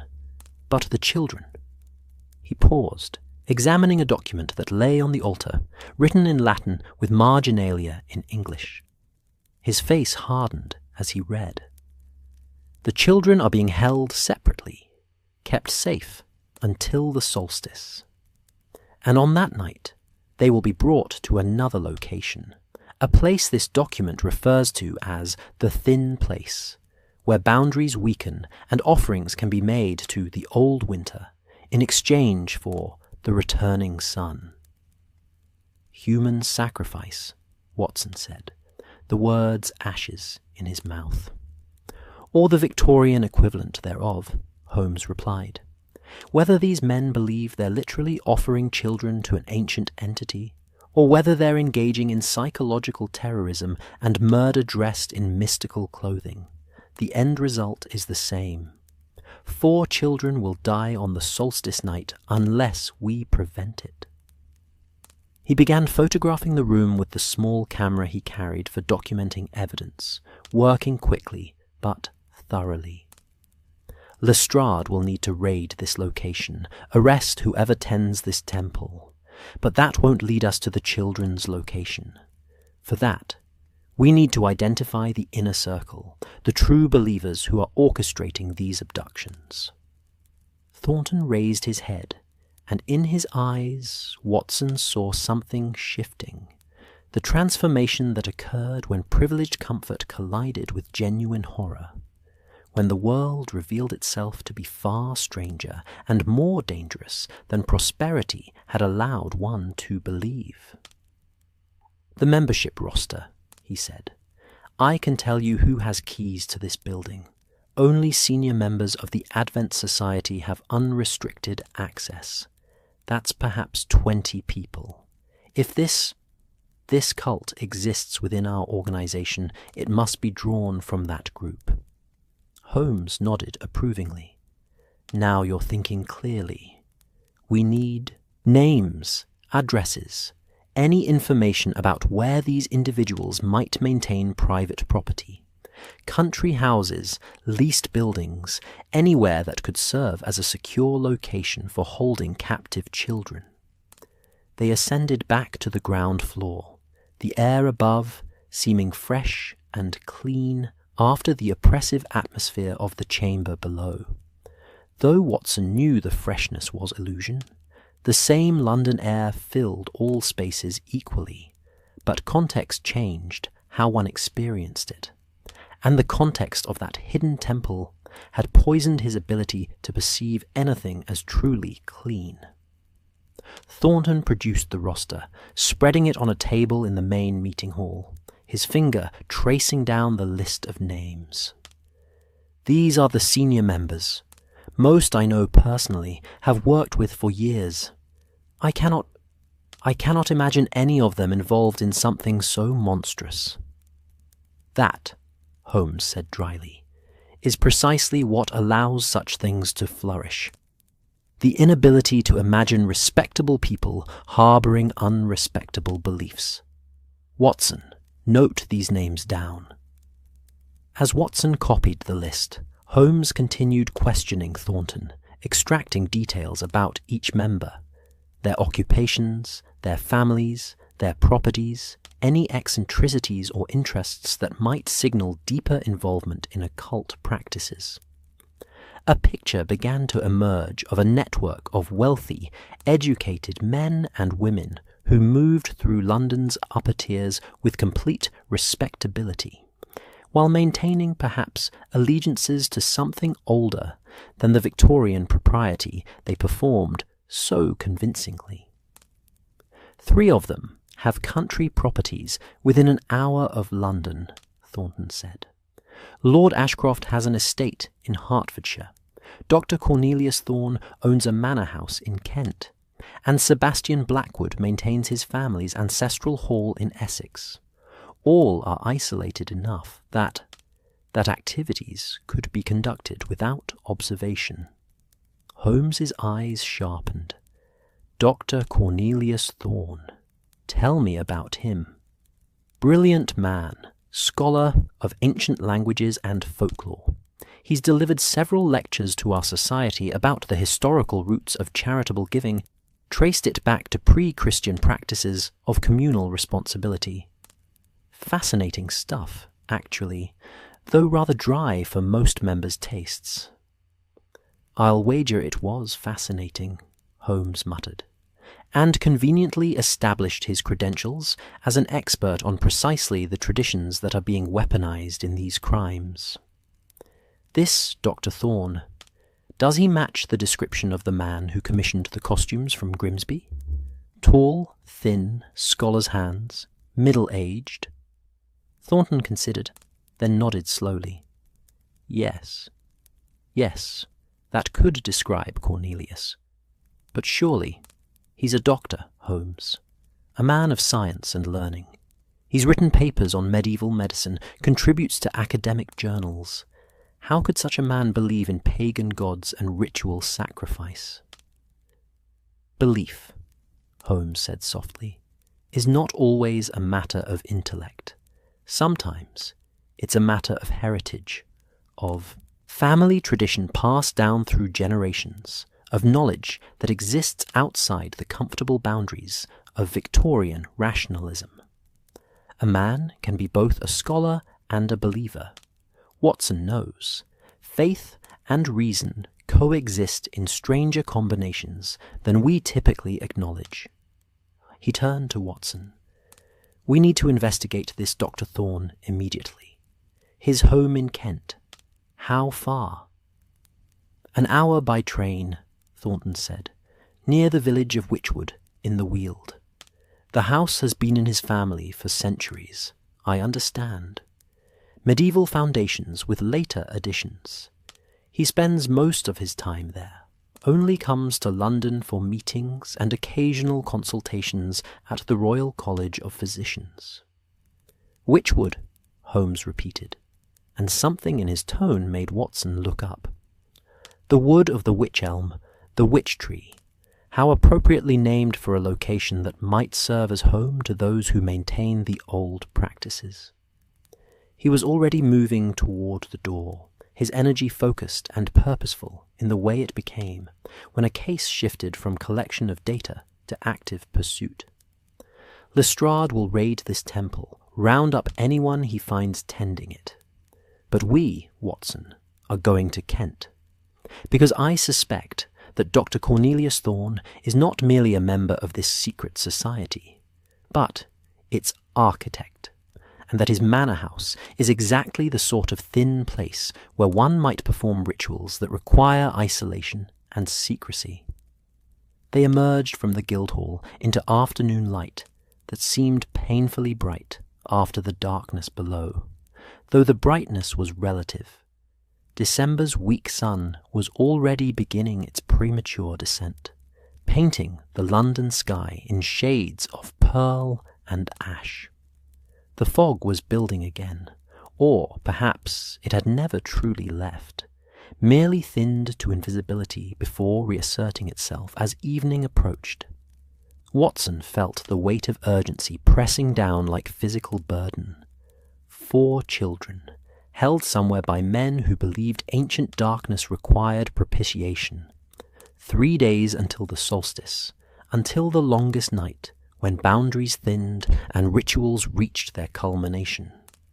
3 days to find them, save them, prevent whatever horror was being prepared in the name of beliefs that should have died centuries ago, but instead persisted, patient and hungry in the shadows between Victorian gaslight and something older than light itself.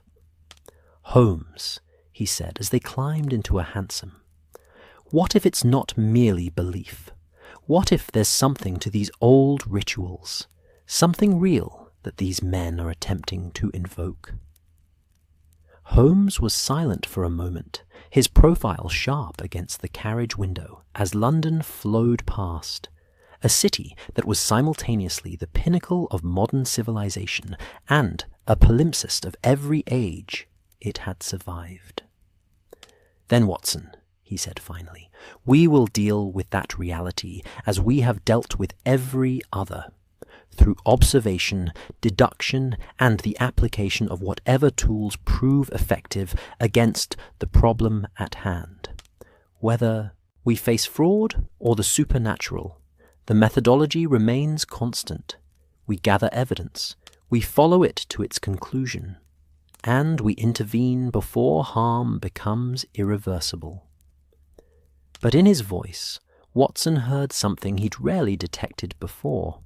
Not quite doubt, but an acknowledgement that the universe might be larger and stranger than even Sherlock Holmes had previously allowed, and that this case existed at the edges of what rationality could comfortably explain, in territories where old stories and new crimes merged into something that refused easy categorization as either purely human evil or something else entirely.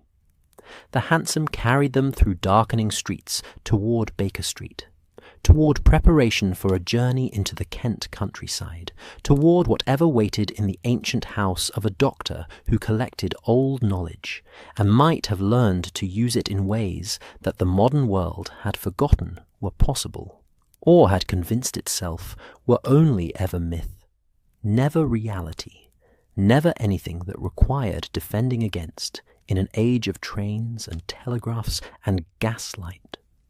But London's chimneys still breathed smoke into the winter sky, and something moved across the rooftops between the smoke and stars, patient as winter, old as the stories that gave it name. And the solstice approached with the inevitability of celestial mechanics, indifferent to human hope or human horror, marking time until darkness reached its peak, and something waiting in that darkness decided it was ready to be fed. The train to Kent departed from Charing Cross at dawn, carrying them through a London barely awake, through streets where lamplighters were extinguishing the night's illumination while bakers lit their ovens and the first carts began their deliveries. The city in that liminal hour between dark and light seemed somehow more honest, Watson thought. Stripped of its daytime pretensions, not yet dressed in the performance of Victorian respectability, just stone and smoke and the stubborn persistence of human activity against the cold. The carriage they occupied was blessedly empty, allowing Holmes to spread his materials across the opposite bench. Maps of Kent, notes on Dr. Cornelius Thorne extracted from medical directories and academic publications, and the photographs he'd taken of the temple beneath the Guildhall, the images still carrying the unsettling quality of documentation, proving something that shouldn't exist. Holmes studied them in silence, his fingers occasionally tracing connections, visible only to his peculiar genius. While Watson watched the city give way to suburbs, and suburbs dissolve into countryside that December had rendered stark and beautiful in equal measure. The fields lay dormant under frost that glittered in the strengthening light, hedgerows standing like dark stitches holding the landscape together. Occasionally they passed through villages, clusters of houses around a church, smoke rising from chimneys in the vertical columns that indicated still air, no wind to disturb the frost or the smoke, or the profound quiet that winter imposed on the English countryside. It was peaceful in a way that London never achieved, but it was also somehow melancholy, this landscape sleeping through the darkest season, waiting for light that wouldn't truly return until spring arrived to resurrect what winter had laid to rest. Dr. Cornelius Thorne, Holmes said, breaking the silence as the train clattered through a station without stopping, its name Sevenoaks briefly visible before they were passed. Age 47, educated at Cambridge, studied medicine and classical languages simultaneously, which is unusual but not unprecedented. Published extensively on medieval medical practices, particularly the intersection of folk healing and what we would now consider superstition. Never married. Lives alone in his family estate, except for a small household staff. Member of various academic societies, the Royal College of Physicians, and our Advent charitable organization. On paper, entirely respectable. And off paper, Watson prompted, off paper, a man whose academic interests align suspiciously well with the belief system we discovered beneath the Guildhall. His published papers occasionally reference wisdom lost to modern rationalism, and practices dismissed as primitive that may have encoded genuine understanding. He walks a careful line between scholarly objectivity and suggestion that perhaps the old ways weren't entirely wrong. Holmes pulled out another document, a property survey he'd obtained through sources Watson had learned not to inquire about too closely. Thorne Hall, originally a manor house dating to the 13th century, built on the site of a much older structure. The survey notes extensive cellars and subterranean chambers of uncertain age and purpose, which is exactly the sort of feature one would need for activities requiring privacy and historical atmosphere. "You think the children are being held there," Watson said. "I think it's our most promising lead, and with 3 days until the solstice, we cannot afford to investigate every possibility sequentially. We must make calculated gambles, and this one has sufficient probability to warrant immediate action." The train reached Wychwood Station at 8:30, depositing them onto a platform that serviced a village too small to warrant the term town, but too established to be called merely a hamlet. The station master regarded them with the mixture of curiosity and suspicion that rural England reserved for unexpected visitors, particularly London visitors whose clothing and bearing marked them as men who didn't belong to this landscape of farms and old families and rhythms that changed with seasons rather than fashion. Holmes hired a trap and driver from the village's single inn, requesting directions to Thorn Hall with a story about being colleagues of the doctor, come to consult on a medical matter. The driver, a man of perhaps 60, whose face carried the permanent weathering of outdoor work, accepted the explanation with the stolid disinterest of someone who'd learned that gentry business was best not inquired into. "Thornhall's 3 miles north," he said, guiding the horse onto a narrow lane that wound between bare hedgerows. "Road's decent enough, though you'll want to watch yourselves if you're staying after dark. Gets proper blackout here once the sun's down, and the hall's got a reputation for, well, locals don't much visit if they can avoid it." "A reputation?" Watson asked, catching Holmes's interested glance. The driver shrugged, a gesture eloquent with the weight of things unsaid. "Old place, old family, old stories.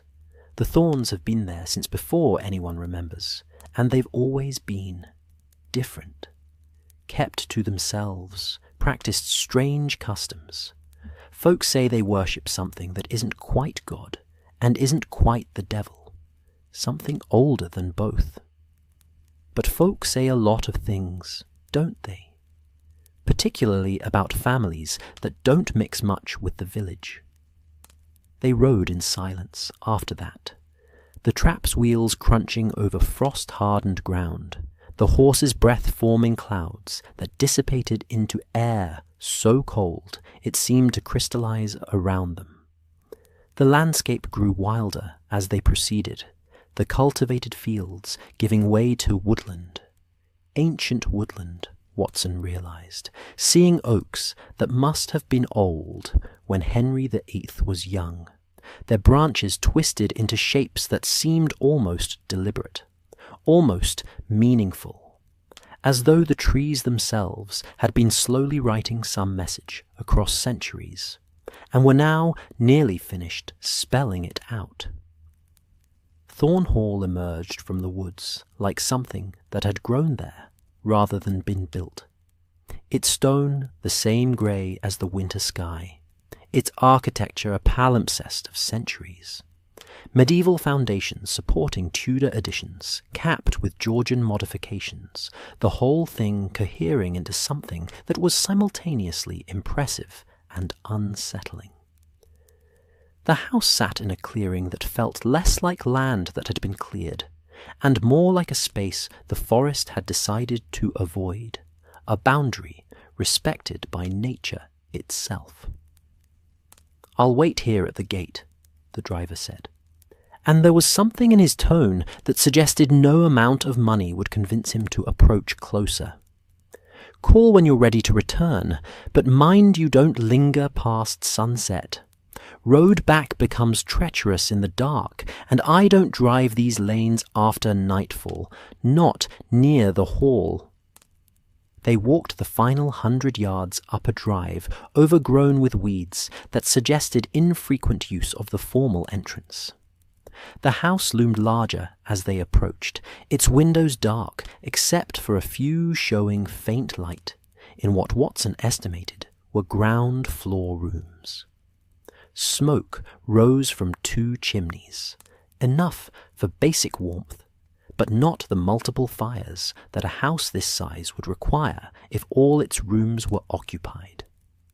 Dr. Thorn lived in only a small portion of his ancestral home, letting the rest sleep through winter in cold and shadow.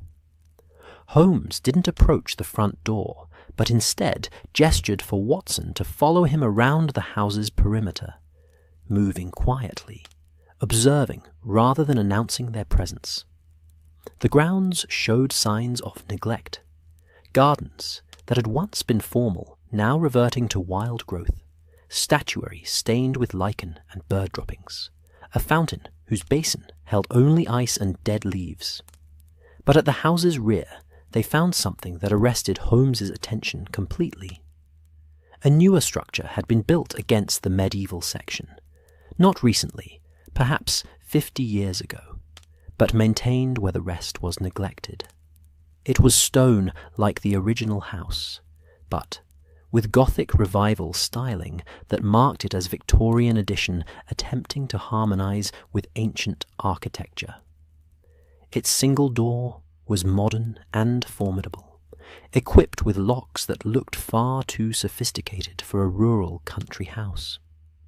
And around this structure, the ground showed signs of regular traffic, footprints in the frost, paths worn through the overgrowth, evidence that whatever else might be abandoned, this portion of the property saw frequent use. There, Holmes breathed. If the children are held anywhere on this property, it's there. Before Watson could respond, a voice cut through the cold morning air, cultured and amused, and carrying an edge that suggested the amusement was at their expense. "Sherlock Holmes, I've been expecting you." They turned to find a man standing perhaps 20 feet away, having emerged from the house through a door they hadn't noticed. He matched the description from the costume shop exactly. Tall, thin, middle-aged, with the ink-stained hands of a scholar, and a face that was somehow difficult to focus on, features that seemed to shift slightly whenever Watson tried to fix them in his perception. Dr. Cornelius Thorne wore country tweeds and an expression of mild interest, as though discovering intruders in his garden was an intellectual curiosity rather than a violation. His eyes, when Watson finally managed to meet them, were grey as the winter sky and equally cold. "Dr. Thorne," Holmes said, his voice steady despite being caught at a disadvantage.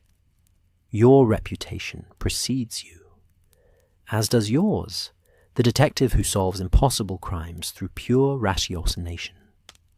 I've followed your cases with interest, Mr. Holmes.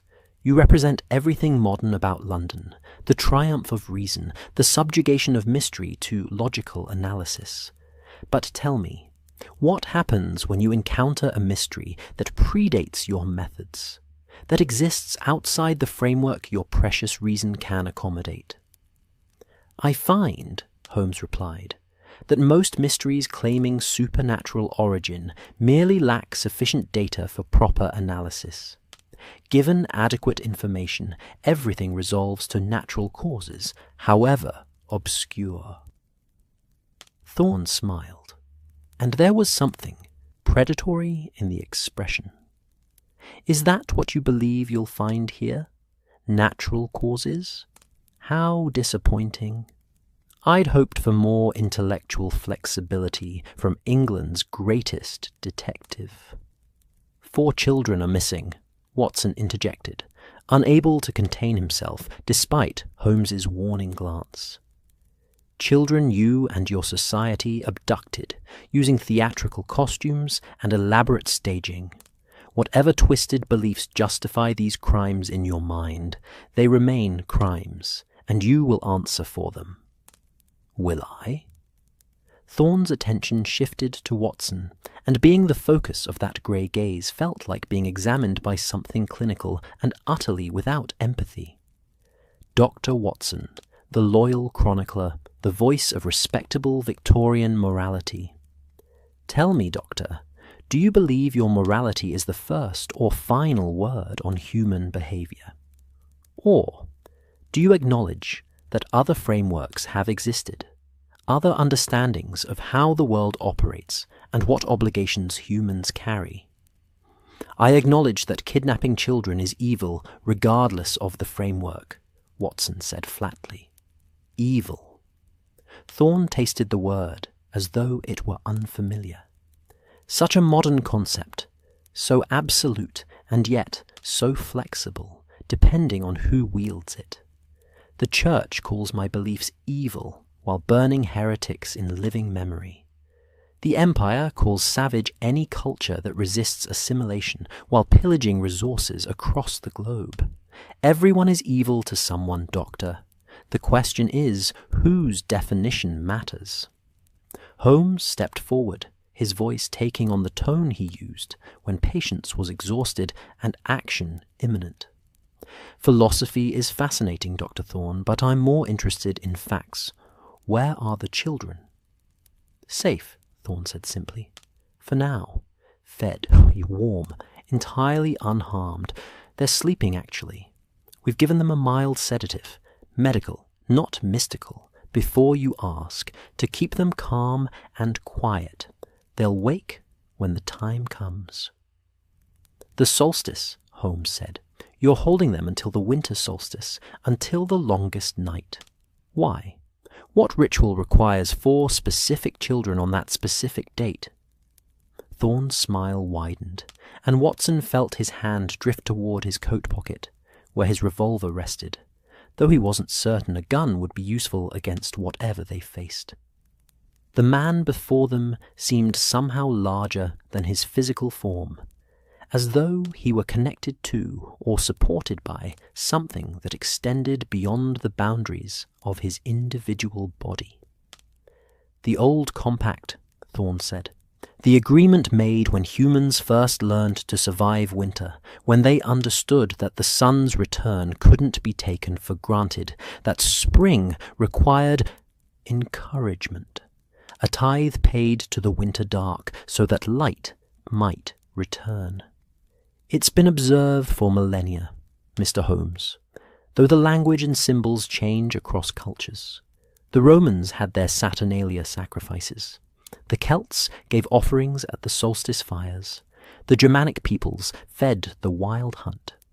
All expressions of the same fundamental transaction. Give to the dark so the dark will eventually release its hold and let the light return. You believe this? Watson said, uncertain whether he was stating fact or asking question. You genuinely believe that sacrificing children will... What? Ensure spring arrives? The seasons are astronomical phenomena, not magical constructs requiring propitiation. Are they? Thorne's voice carried genuine curiosity. Then explain to me, Doctor, why the solstice has been marked with ritual across every human culture. Why the longest night carries such weight in human consciousness. Why stories of winter demons and dark gods persist, despite all your vaunted scientific progress. Perhaps the seasons are astronomical, but perhaps they're also something else, something that operates according to rules your telescopes cannot measure.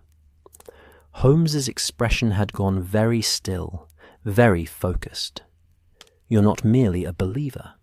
You've studied these rituals, traced them across cultures and centuries, looking for the authentic practice beneath the folklore. And you've found something, haven't you? Something in the old texts, or the old symbols, that convinced you this wasn't merely primitive superstition. Brilliant, Thorne said softly. Yes, I've found something, multiple somethings, evidence that the old practitioners understood forces we've forgotten how to perceive. Not magic, exactly. That word is too imprecise. But a kind of physics that operates on consciousness rather than matter, that responds to belief and symbol and ritual action. The children aren't merely offerings, Mr. Holmes. They're signals, beacons. When prepared correctly and offered at the precisely calculated moment, they create a resonance that something old and patient has been waiting to hear. What something? Watson demanded. Thorne's gaze drifted upward, toward the grey sky, and his expression became almost reverent. We call it the old winter, the aspect of the season that existed before humans named it, before we built fires to hold it back. It lives in the space between autumn's death and spring's birth, in the cold that kills and preserves simultaneously. And it's hungry. gentlemen, always hungry. But it can be negotiated with, fed, convinced to release its grip and allow the sun to return, the world to warm, life to resume. "This is madness," Watson said. But even as he spoke, he felt doubt creeping in, because Thorne spoke with the conviction of someone who had seen evidence, who wasn't merely reciting belief, but describing observed reality. Holmes, however, remained focused on practicality. "Where are the children being held? In that structure?" He gestured toward the Victorian edition. "No," Thorne said. "That's merely my library and workspace. The children are held somewhere far more appropriate. The original foundation of this house, the chambers that existed before the Normans came, before Christianity arrived to paint over pagan understanding with its thin veneer of redemption and sin. They rest in a place that's been used for winter rituals for more than 1,000 years, where the boundary between this world and the winter dark has grown thin from centuries of observance."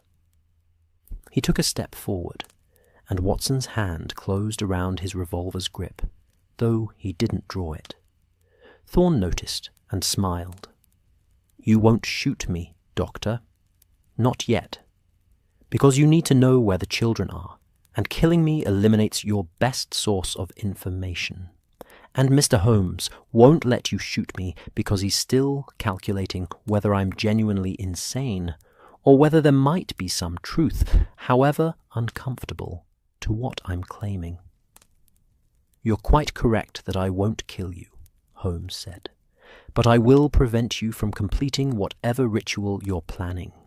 Show us where the children are. Now. Or what? You'll storm my house, search every room while my servants summon the constabulary, and I claim you're trespassing madmen." "This is still England, Mr. Holmes. Property rights still apply, even to those accused of impossible crimes by a consulting detective with no official authority." The standoff held for a moment, tension thick as the frost in the air. Then Holmes smiled, and there was something dangerous in the expression, something that suggested he'd been waiting for exactly this impasse. "You're quite right about my lack of authority. Fortunate, then, that I sent a telegram to Inspector Lestrade before we left London, informing him of our destination and requesting he secure a warrant for your arrest based on evidence discovered at the Guildhall Temple.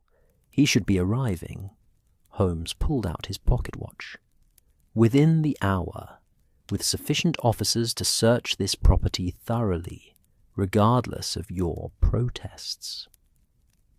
Thorne's composure cracked, just slightly, a flicker of uncertainty passing across his difficult-to-focus features. "You're bluffing." "Am I? You're welcome to wait and find out. Of course, once Lestrade arrives with a full contingent, the children's location will be discovered regardless. Your ritual will be interrupted, your society exposed, and you'll spend the rest of your life in prison or an asylum. Whereas if you cooperate now, if you show us where they're held and release them unharmed, I might be persuaded to present evidence suggesting mental instability rather than criminal intent, a comfortable sanitarium rather than Newgate's gallows. Choose quickly, Dr. Thorne. The solstice approaches, but so does the law." Watson watched calculations flicker behind Thorne's eyes, belief warring with self-preservation, commitment to impossible purpose confronting the reality of consequences. Finally, something in his posture shifted. Not quite surrender, but a recognition of tactical disadvantage. "Very well," he said quietly. "I'll show you. Not because I fear your law, but because you should see, you should understand what you're preventing, what damage your intervention will cause. The children are below in the old foundation, Follow me." He turned toward the house, and Holmes and Watson exchanged a glance that communicated volumes. Awareness that this could be a trap. Recognition that they had little choice but to follow. Acknowledgement that they were walking into unknown territory, where their usual advantages of logic and observation might prove inadequate. They followed Thorne through a servant's entrance into a kitchen that smelled of cold stone and neglect, then down a narrow stairway into cellars that descended far deeper than the house's visible basement should extend. The architecture changed as they descended, the Victorian cellars giving way to medieval stonework, and then to something older still. Rough-cut blocks fitted together with a precision that suggested either immense skill or immense age, or both. The temperature dropped with each level they descended, until Watson's breath formed clouds, and his fingers began to ache with cold despite his gloves. The walls here were damp and marked with symbols, some carved into the stone itself, others painted in substances Watson preferred not to identify.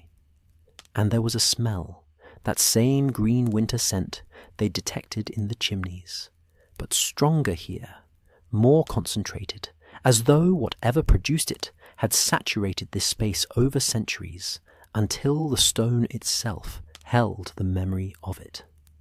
At the deepest level, Thorne stopped before a door that was ancient and formidable, its wood dark with age and treatment, its surface carved with symbols that made Watson's eyes hurt when he tried to focus on them directly. "Beyond this door," Thorne said, "lies the oldest chamber in this structure. It predates Christianity in England, predates the Romans, predates perhaps even the Celts. Whatever people first learned to survive winter on this island, they built this space, and they used it to ensure spring would come. The children sleep inside, guarded and protected, waiting for the ritual that will make their captivity meaningful rather than merely cruel." He produced a key, black iron as ancient as the door, and fitted it into the lock. The mechanism turned with a sound like breaking ice, and the door swung open on darkness so complete it seemed to have substance, as though shadow itself had been refined and concentrated into liquid form that poured out of the open door, flowing around their feet with cold that went beyond temperature, into something that felt existential, fundamental, the cold at the heart of winter itself. Holmes raised the lamp he'd brought from above, and its light pushed weakly into that darkness, revealing a chamber roughly circular, perhaps 30 feet in diameter, its walls covered entirely in carvings and paintings that spiraled from floor to ceiling. Centuries of imagery overlaid and interwoven until they formed a palimpsest of human fear and propitiation. And in the center, on pallets arranged in a pattern Watson's mind recognized, without understanding, lay 4 children: Sarah Ashford, Thomas Wright, Emma Patterson, and Victoria Thornton, sleeping so still and quiet they might have been dead except for the faint rise and fall of their chests. "There," Thorne said, and his voice carried something that might have been pride or might have been regret, or might have been both. "You're missing children, alive, unharmed, waiting.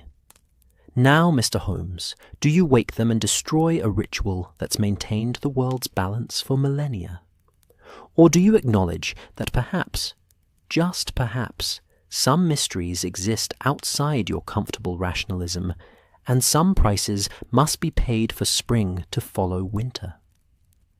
The question hung in the cold darkness, and Watson found he didn't know the answer, didn't know if there was an answer, knew only that 4 children slept in the deep places of the world, and something old waited in the darkness beyond the lamplight, patient as winter, hungry as December, watching to see what the detective and the doctor would choose. Holmes stood at the threshold of the ancient chamber, the lamplight wavering in his steady hand, and for a long moment he simply looked, not at the sleeping children, though they were the ostensible focus of this entire investigation, but at the walls, at the centuries of accumulated imagery and symbol that covered every surface with the desperate fervour of cultures that had believed winter might not end without intervention. Watson moved toward the children, his medical training overriding everything else, but Holmes's hand on his arm stopped him. "Wait," Holmes said quietly. "Something is wrong." Wrong? Watson stared at his friend. 4 children lie drugged in an ancient chamber beneath a madman's house, and you say something is wrong?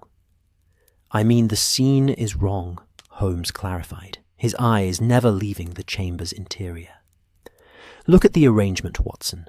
The children are positioned in a pattern, not random, not merely convenient. Each child is equidistant from the centre, forming a perfect cross oriented to the cardinal directions. And look at the floor beneath them." Watson looked. The floor was bare earth, not stone like the walls, and it had been marked with lines of white powder, salt, perhaps, or chalk, forming a circle that encompassed all 4 children while keeping them separate, each in their own quadrant. "A ritual circle," Thorne confirmed from behind them, his voice carrying the satisfaction of a teacher whose student had noticed the critical detail. "Prepared according to specifications found in texts that predate Christianity.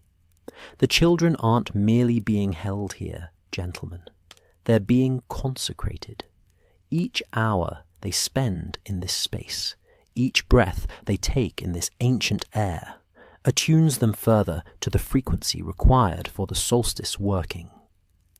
"Frequency," Holmes repeated, turning to face Thorne fully.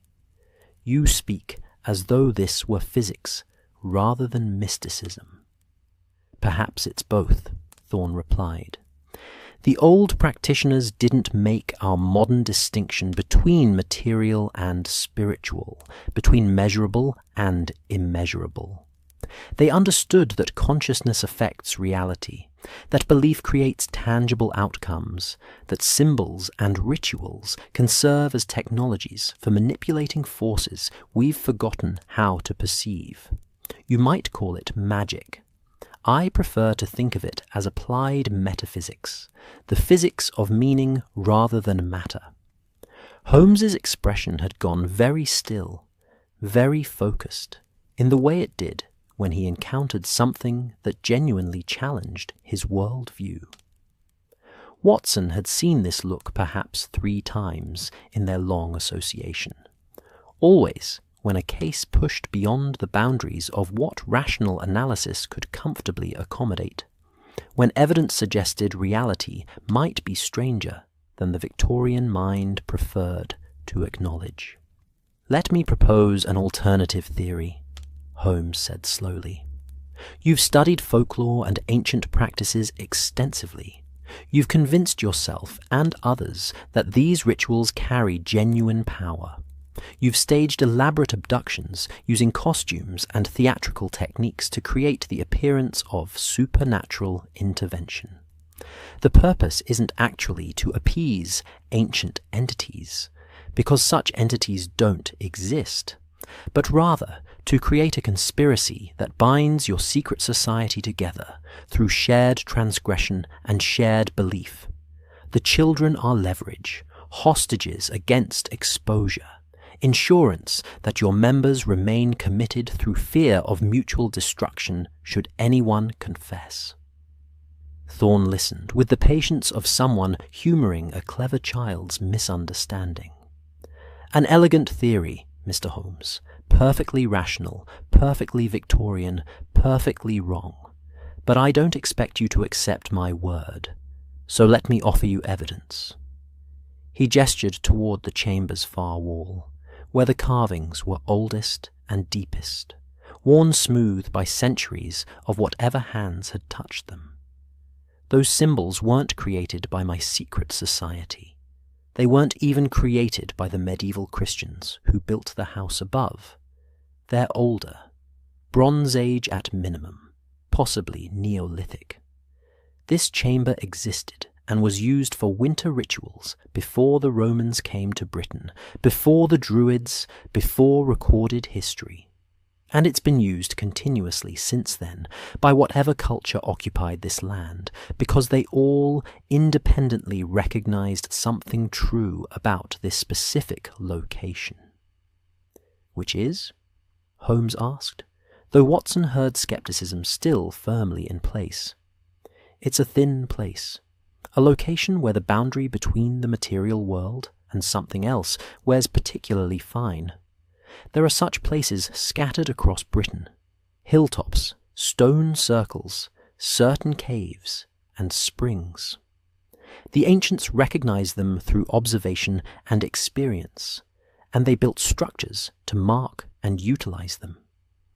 This chamber sits above one such point, and on the winter solstice, when the sun reaches its lowest point and the darkness peaks, the boundary here becomes permeable enough that something can cross. Or rather, something can be called through if the invitation is correctly formulated. The old winter, Watson said, remembering Thorne's earlier words. Yes, though it has other names: the Wild Hunt, the Dark Gentleman, Hearn's Aspect. Different cultures perceived it differently, but they were observing the same phenomenon, an intelligence that manifests during the deepest winter, that feeds on cold and darkness and fear, that must be acknowledged and propitiated, or it will linger, delay the spring, extend winter beyond its natural bounds.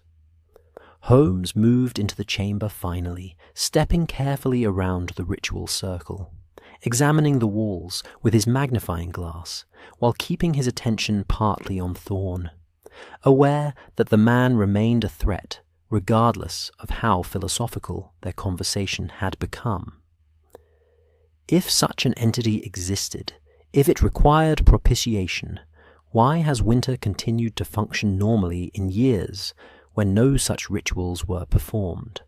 Why does spring arrive whether or not children are sacrificed in ancient chambers? Does it? Thorne's question was soft but pointed. Have you studied the historical records of winters following years when the old practices were abandoned? The year the Roman Emperor Constantine banned the Saturnalia sacrifices, winter extended 3 months beyond normal, killing thousands. When Christianity first suppressed the Celtic solstice observances, Britain experienced a decade of failed harvests and famine. The pattern repeats throughout history. Every time the rituals lapse, winter punishes the neglect. But gradually, over centuries, other practices evolved. Milder versions, symbolic, rather than literal. Yule logs burned to represent the sacrifice without requiring actual blood.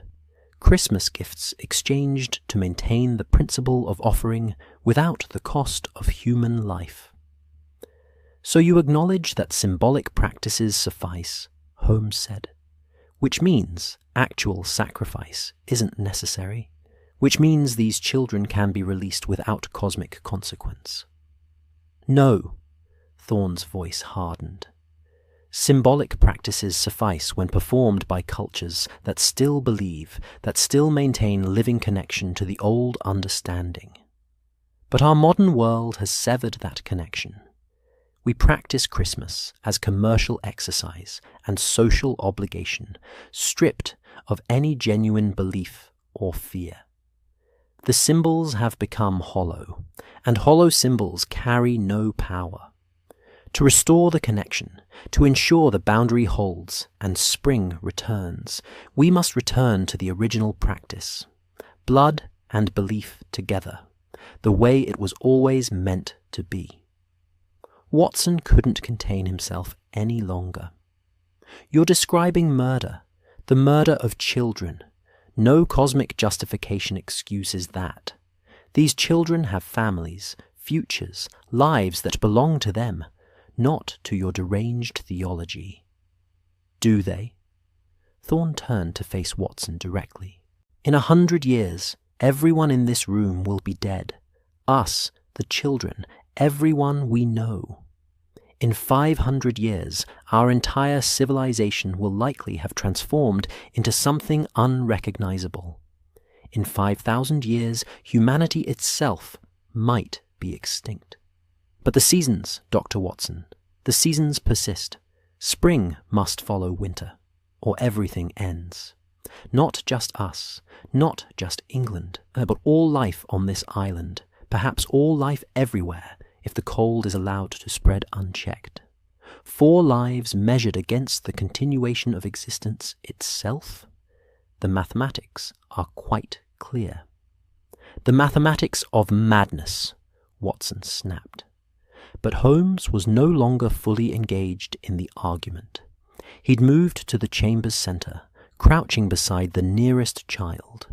Sarah Ashford, Watson recognized, the first victim, examining her without touching, his eyes moving between her sleeping form and the symbols marked on the floor around her.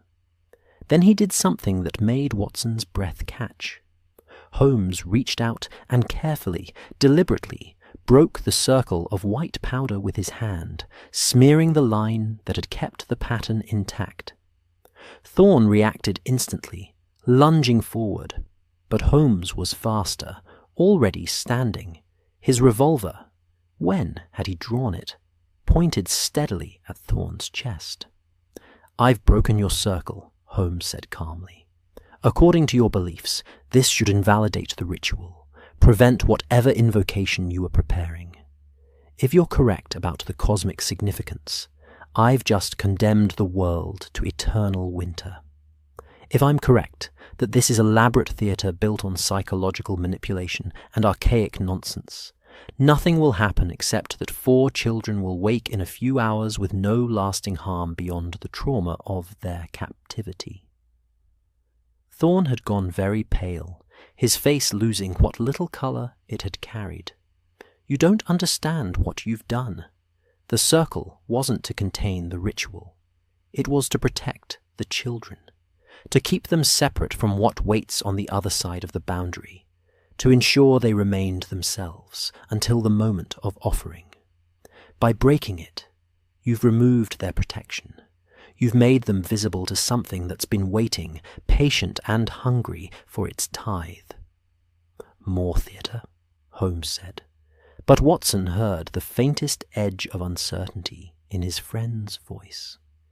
And then the temperature dropped.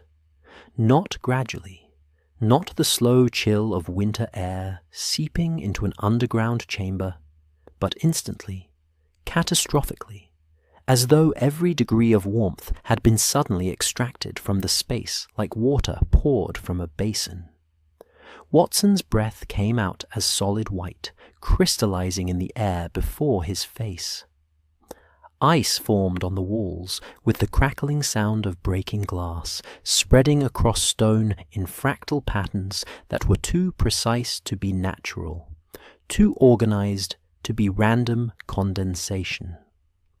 The lamp in Holmes's hand flickered, the flame writhing as though something were strangling it, and the darkness beyond its reach seemed to press closer. No longer passive absence of light, but active presence of something that lived in darkness, that was made of darkness, that had been waiting for exactly this invitation. "Holmes," Watson said, and his voice came out strange, distorted by cold that was affecting more than just temperature, that seemed to be slowing time itself, thickening the air into something viscous and resistant. The children stirred, not waking exactly, but responding to something, their sleeping forms moving in synchronization, turning their heads toward the chamber's center, toward a point in the air above the broken circle, where the darkness was condensing into something with shape, with presence, with intention. Thorn had dropped to his knees, his face now showing not triumph, but terror. "It's coming through too soon," he whispered. "Without the ritual to bind it, without the proper invocations to negotiate terms, it's just coming, raw and hungry and uncontrolled." Holmes backed toward Watson, the revolver still raised, though they both knew it would be useless against whatever was manifesting before them. The detective's face was illuminated by the dying lamp, and Watson saw in his expression something he'd never witnessed before. Not fear, exactly, but a fundamental reassessment occurring in real time, a worldview cracking open to admit possibilities it had previously excluded. The thing taking shape in the chamber's center was tall, impossibly tall, as though the physical constraints of the space didn't apply to it, as though it occupied dimensions the room's architecture couldn't contain. It wore the form of robes, or perhaps darkness arranged itself into the suggestion of robes, and above, where shoulders would be rose horns that curved like winter branches, like frozen lightning, like the absence of light given solid form. And where its face should be was nothing Watson could focus on, nothing his mind could hold. Every time he tried to look directly at it, his perception slid away, his memory refused to record, as though some protective mechanism in his brain recognized that certain things shouldn't be seen, shouldn't be remembered, shouldn't be allowed to leave impressions on human consciousness. But he could feel it looking back, could feel its attention settle on the children, on himself, on Holmes, weighing and measuring and finding them all equally interesting, equally irrelevant, equally potential. "The old winter," Thorn whispered, and his voice carried religious awe mixed with absolute terror. "But unbound, unconsecrated. We were supposed to call it through proper ritual, to negotiate the tithe in exchange for its eventual withdrawal. But you broke the circle, you disrupted the preparation, and now it comes uncontrolled, and it won't stop with 4 children. It won't stop with this house. It will spread, consume, transform everything into itself until spring becomes impossible and winter becomes permanent." Holmes's revolver lowered slightly, not from fear, but from the recognition that conventional weapons were meaningless in this context. "How do we stop it?" "Stop it?" Thorn laughed, a sound edging toward hysteria. "You don't stop it. You can only feed it and hope it's satisfied. You can only offer the tithe and pray it accepts the terms. 4 children, Mr. Holmes. 4 children to preserve the world. That was always the price, the balance. But now—" He gestured toward the manifestation, which was becoming more solid, more present, extending tendrils of frozen darkness toward the sleeping children like a parent reaching for its rightful property. Watson felt his hand close around his own revolver, knowing it was futile but unable to simply stand and watch. "The children," he said. "We need to get them out. Now, while it's still forming, before it becomes fully present." Holmes nodded, decision made, and together they moved toward the nearest child, Victoria Thornton, the most recent abduction. But the moment Watson's hands touched her, trying to lift her from the pallet, pain lanced through his arms like electricity and ice combined. He jerked back, seeing frost forming on his gloves, where they'd made contact with the girl's clothing. "They're connected to it," Thorn said, "attuned over their hours in this chamber. You can't separate them now without killing them. The cold would stop their hearts before you reached the stairs." Then we consecrate them, Holmes said abruptly. Complete your ritual. If it requires 4 children as offering, if that's the negotiated price for its withdrawal, then we pay the price. Better 4 lives than the world. Watson stared at his friend in horror. Holmes, you cannot be serious. You would murder children based on this madman's theology. I would preserve the greatest number, Holmes replied, and his voice was cold as the air around them, cold as the logical calculations that governed his thinking. 4 against millions? 4 against civilization itself? The arithmetic is clear, Watson. No. Watson raised his revolver, not quite pointing it at Holmes, but making his position clear. We don't murder children. We don't become monsters to fight monsters. There must be another way. The thing in the chamber's center had grown more distinct, and now it spoke. Or rather, something that might have been speech occurred, sound that bypassed ears entirely and registered directly in the mind, words that were felt rather than heard. Hungry, winter, mine. Not sentences, exactly. More like concepts impressed directly onto consciousness, ideas transmitted through a medium that predated language, that operated on a level where meaning existed before humans invented words to contain it. The children began to rise, standing in eerie synchronization, their eyes still closed, but their bodies moving with coordination that wasn't their own.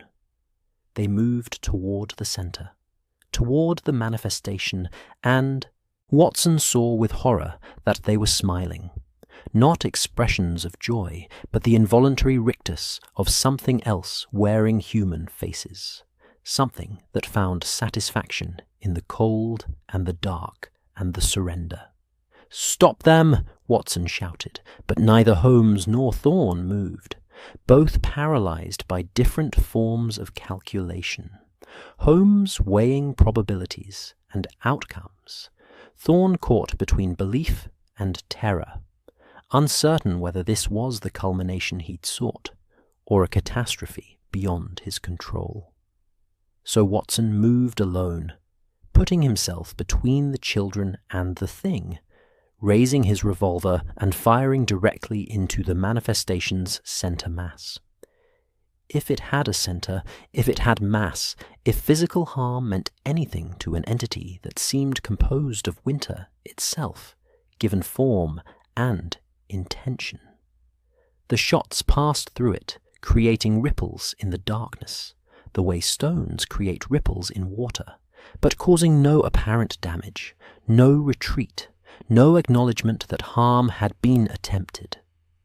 The thing simply continued reaching for what it considered rightfully its own, tendrils of frozen darkness extending past Watson as though he were merely an obstacle to flow around, rather than oppose.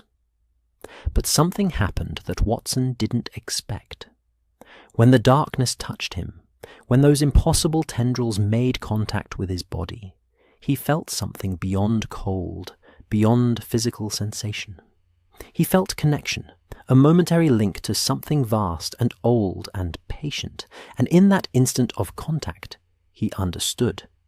It was hungry, yes, but not malicious, not evil in any way humans understood evil. It was simply what winter was at its core, the ending of things, the death that preceded rebirth, the darkness that made light meaningful. It had been called through improper ritual, summoned without the proper frameworks for negotiation and limitation, and now it existed in the material world, without boundaries, without understanding that humans wanted winter to be temporary, that spring was necessary for life to continue. It thought it had been invited to stay. It thought humans wanted eternal winter because humans had called it, and then offered no alternative instruction. "Holmes," Watson gasped, the cold spreading through his chest, making breath difficult. "It doesn't understand. It's not evil. It's just It's just what it is. But it's been called wrong. We need to tell it, need to make it understand.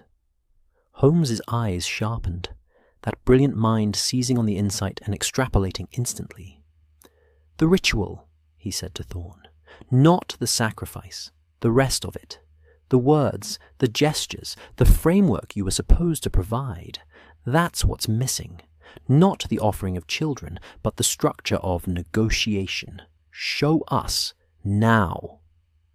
Thorne hesitated, clearly uncertain whether cooperation would save them or doom them further. But the manifestation was growing stronger, more present, the temperature dropping toward levels that would kill them all within minutes, and survival overrode ideology.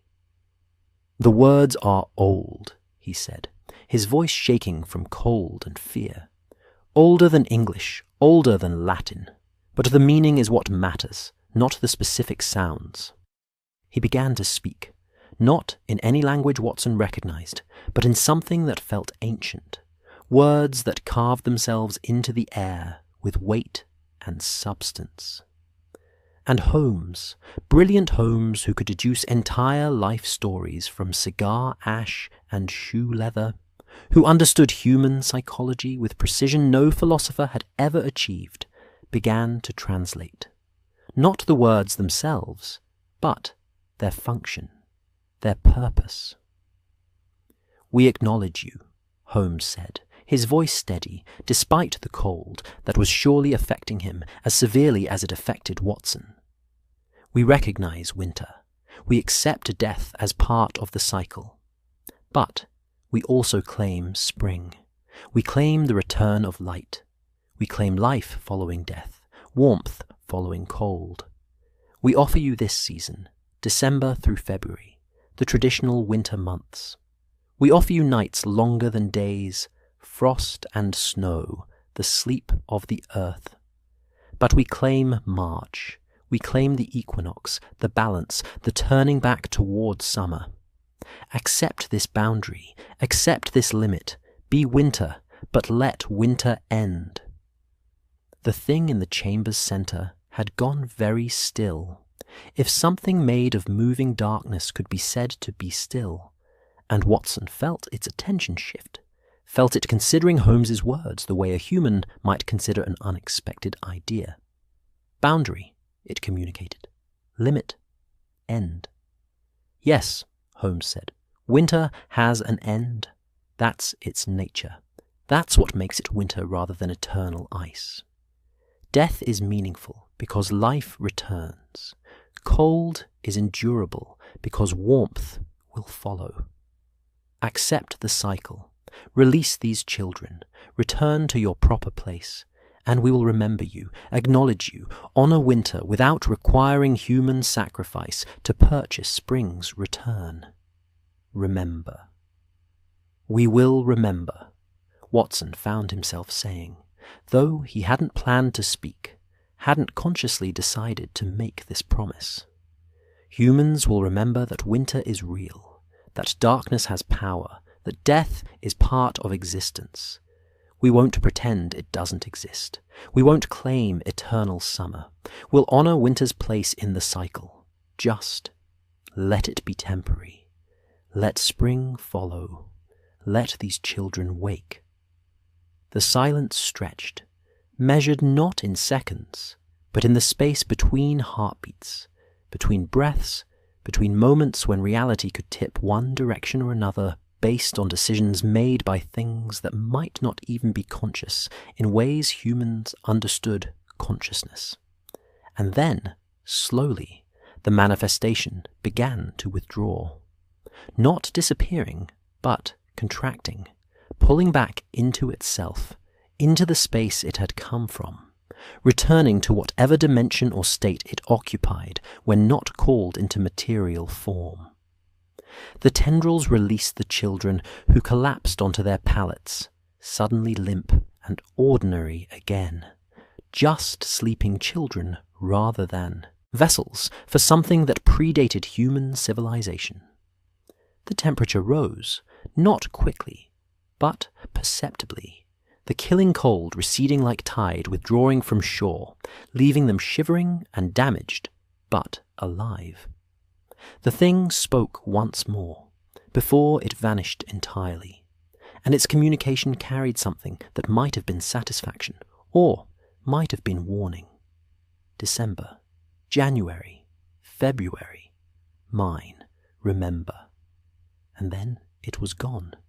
The chamber suddenly just a chamber again, ancient and marked with centuries of ritual, but empty of anything beyond stone and earth, and 4 sleeping children who would wake eventually, with no memory of darkness given form, or winter granted temporary flesh. Watson collapsed against the wall, his body shaking from cold and shock, and the adrenaline crash that followed existential terror. Holmes remained standing, barely, his face pale, but his eyes still sharp, still analyzing what they'd just witnessed, and trying to fit it into a worldview that had been fundamentally challenged. And Thorne knelt in the center of his broken circle, weeping, or laughing, or both. A man whose beliefs had been simultaneously validated and destroyed, who had sought to control what humans had no right to control, and discovered that some powers could only be negotiated with, never mastered. "The children," Watson managed to say. "We need to get them warm. Medical attention. They'll have hypothermia, possibly frostbite." Holmes nodded, moving to help gather the sleeping forms, and together, with Thorne's reluctant assistance, because the man was a monster, but a practical one, and recognized that all of them needed to cooperate to survive the aftermath. They began the slow ascent from the ancient chamber toward the winter light above, carrying children who would wake to Christmas morning with strange dreams they couldn't quite remember, and a cold they couldn't quite shake, but alive. Alive, because winter had been negotiated with rather than murdered for. Because boundaries had been accepted by something that had forgotten boundaries existed. Because 2 Victorian gentlemen had faced impossible horror and chosen to communicate rather than destroy, to acknowledge rather than deny, to remember rather than suppress. Outside, through the house's ancient windows, the solstice sun had barely risen, marking the longest night's end, and Watson found himself thinking that perhaps this was what the old rituals had always been about. Not appeasing cruel gods, but remembering balance, acknowledging that darkness had its place, that winter was necessary even when it hurt, that death made life precious, and cold made warmth meaningful. The children would live. Spring would come. And somewhere in the spaces between matter and meaning, between substance and symbol, winter slept satisfied for another year, knowing it had been remembered. The journey back to London passed in a haze of exhaustion and silence, punctuated only by the necessary. Watson, monitoring the children's vital signs with hands that still trembled slightly from cold or shock or both. Holmes sending telegrams at every station requesting medical assistance and police presence at their destination. Thorne sitting apart in the railway carriage watching the Kent countryside slide past with eyes that saw something other than winter fields and bare trees. The children slept on, their breathing steady, and their colour gradually returning to something approaching normal. Though Watson noticed their extremities remained colder than they should be, as though some residue of what they'd touched, or what had touched them, persisted beneath their skin like a memory written in flesh rather than mind. They would recover physically, he thought. But something had been taken from them, or perhaps something had been given, some knowledge that existed below conscious awareness, in the part of the soul that remembered things the mind was designed to forget. Lestrade met them at Charing Cross with an ambulance wagon and 3 constables whose faces carried the particular wariness of men assigned to a case they didn't understand, but had been told to treat with extreme seriousness.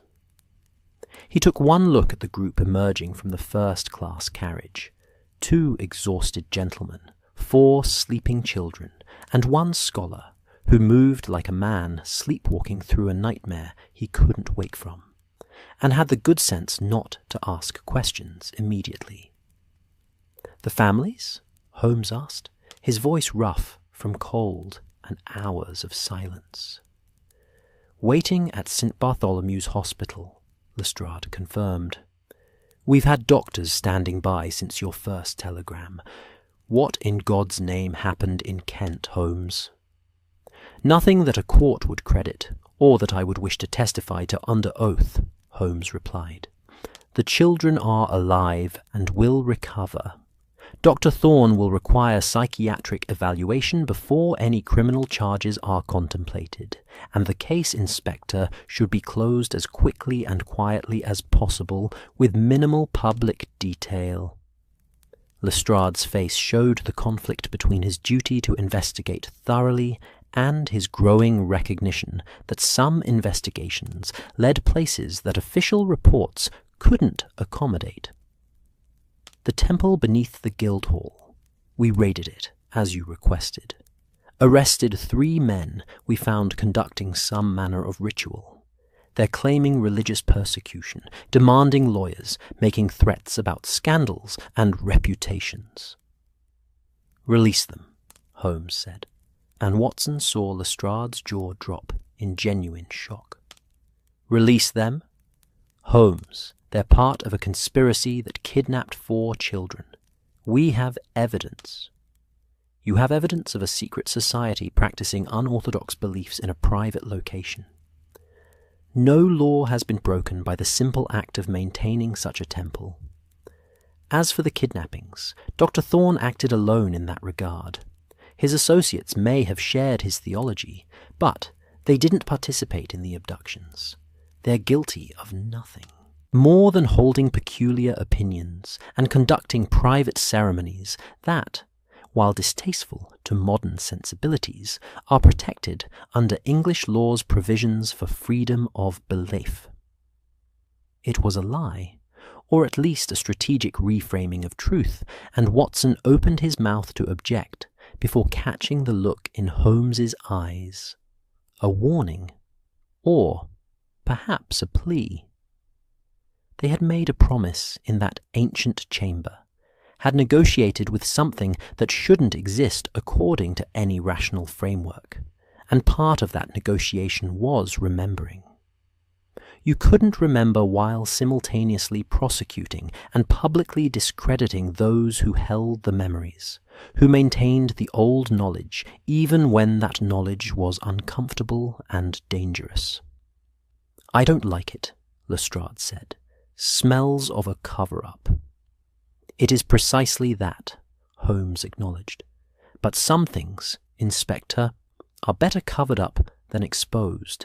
Some knowledge does more harm than good when broadly disseminated. Trust me in this, as you've trusted me before, and let this case close quietly." The reunion at St. Bartholomew's was what reunions should be: tears and embraces and promises and prayers. Children waking to find parents' faces hovering over them with expressions that combined relief and residual terror in equal measure. Watson watched the Ashfords clutch Sarah as though afraid she might evaporate if their grip loosened. Saw Mrs. Wright sink to her knees beside Thomas's hospital bed, weeping so hard no sound emerged. Observed the Pattersons gather Emma into a family embrace that excluded the entire world beyond their small circle. Victoria Thornton's reunion was complicated by her father's absence. Richard Thornton had been summoned to collect his daughter, but also to learn of his colleague's arrest and the revelations about what had occurred beneath the Guildhall. He held Victoria with a gentleness that spoke of how close he'd come to permanent loss, while his eyes tracked Dr. Cornelius Thorne's progress across the hospital ward with an expression Watson couldn't quite pass. Fury, certainly, but also something that might have been pity, or might have been the uncomfortable recognition that belief, however twisted, was still genuine, and those who held it were still human beneath their convictions. Thorne himself had said nothing since leaving Kent, had offered no resistance to the constables who accompanied him, had simply existed in that peculiar state of post-crisis dissociation where the world continues, but one's participation in it becomes passive and distant. When the hospital psychiatrist finally arrived to evaluate him, Thorne went along with the docility of someone who no longer cared what happened to his physical form, because everything that mattered had already occurred in realms that psychiatry couldn't measure or treat. Watson found Holmes on the hospital's roof an hour later, smoking his pipe and watching the London sky perform its slow fade from grey to darker greys. Afternoon progressed toward the early dusk that December imposed with such consistency. Snow had begun to fall. Not the theatrical storm of Christmas cards, but a light, steady precipitation that dusted the city in white, while refusing to accumulate into anything substantial, as though winter had decided to remind London of its presence, without fully committing to inconvenience. "You lied to Lestrade," Watson said, not accusatory, simply stating fact. "I omitted certain details that would serve no purpose except to complicate an already complicated situation," Holmes corrected. "The full truth would either be dismissed as mass delusion, or it would be believed, and I'm uncertain which outcome would be more damaging." "You believe it yourself now. What we saw, what spoke to us." Holmes took a long pull from his pipe, the smoke curling up to merge with the falling snow and the general greyness of the sky. "I believe we experienced something," he said carefully. Whether that something was an objective entity or a collective hallucination induced by cold and stress and the power of suggestion in an environment saturated with ritual symbolism, I cannot yet determine. Both explanations have merit. Both account for the observed data, though in very different ways. "But you told it we would remember," Watson pressed. "You made a promise on behalf of humanity. That suggests you believe it was real, that it could hear and understand and hold us accountable." "I made a strategic statement in a crisis situation that achieved the desired outcome. 4 children survived, and the threat, real or perceived, withdrew. Whether my words were heard by an ancient entity, or simply served as psychological leverage that allowed our own minds to break free from a fear-induced paralysis, the result was the same." Watson smiled, despite everything. "You're hedging.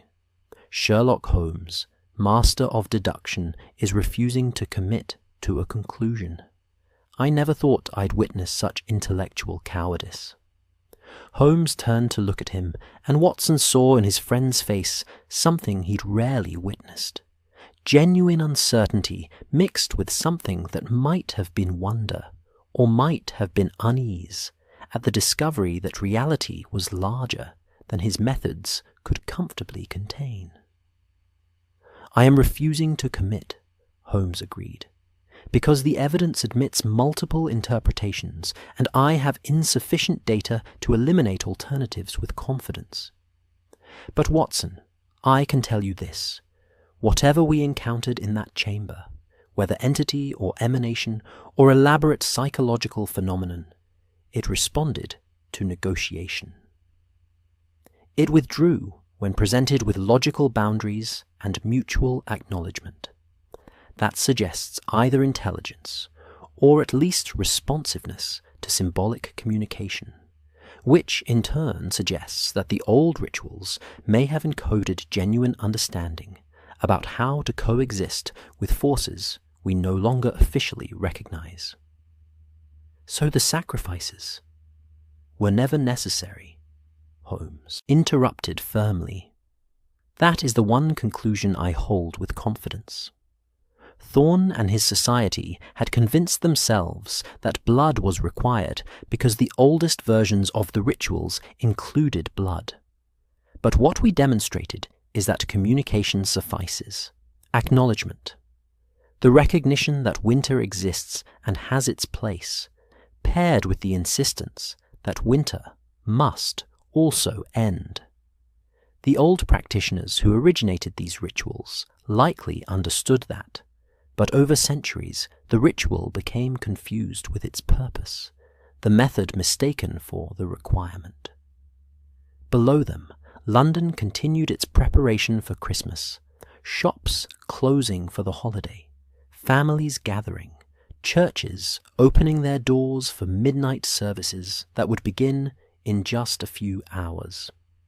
The city was performing its annual celebration, largely unaware how close it had come to something that would have transformed celebration into catastrophe, or how two men and one reluctant scholar had stood in an ancient chamber and negotiated with impossible darkness on behalf of everyone who would wake tomorrow expecting spring to eventually follow winter, as it always had. "What happens to Thorne?" Watson asked. "Psychiatric custody, officially. Unofficially, I suspect he'll be quietly released within a few months once the scandal fades. He's broken no laws that can be prosecuted without revealing details that multiple parties want suppressed. His society will dissolve or transform into something more benign." "And Thorne himself?" Holmes paused, considering.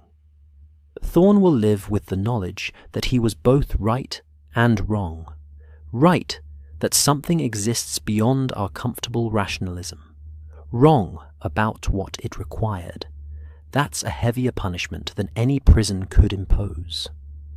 The snow fell steadily now, accumulating finally, transforming London into something cleaner and quieter than its usual state, muffling the city's constant noise into something approaching peace. Watson found himself thinking about the children, about what they'd endured and what they'd forgotten, about the dreams they would carry without understanding their source. "They'll be all right," Holmes said, reading Watson's thoughts with the ease of long familiarity. "Children are resilient. The mind protects itself by refusing to retain what it cannot process. They'll remember fragments at most, cold, darkness, a sense of presence. But the specifics will fade, like dreams fade, leaving only impressions that won't surface except, perhaps in winter, when the nights grow long and something old moves through their unconscious mind, reminding them that darkness is real, that winter has teeth, that some boundaries exist for good reason." "That's a comfort?" Watson asked dryly. "It's truth, which is more valuable than comfort. They'll live their lives with a healthy respect for winter, perhaps. They'll appreciate spring when it comes, recognize it as gift rather than guarantee. That's not trauma, Watson. That's wisdom purchased, at a price that could have been far higher." Church bells began to ring across London, announcing midnight, announcing Christmas, announcing the holy day that had been built atop older observances and older fears.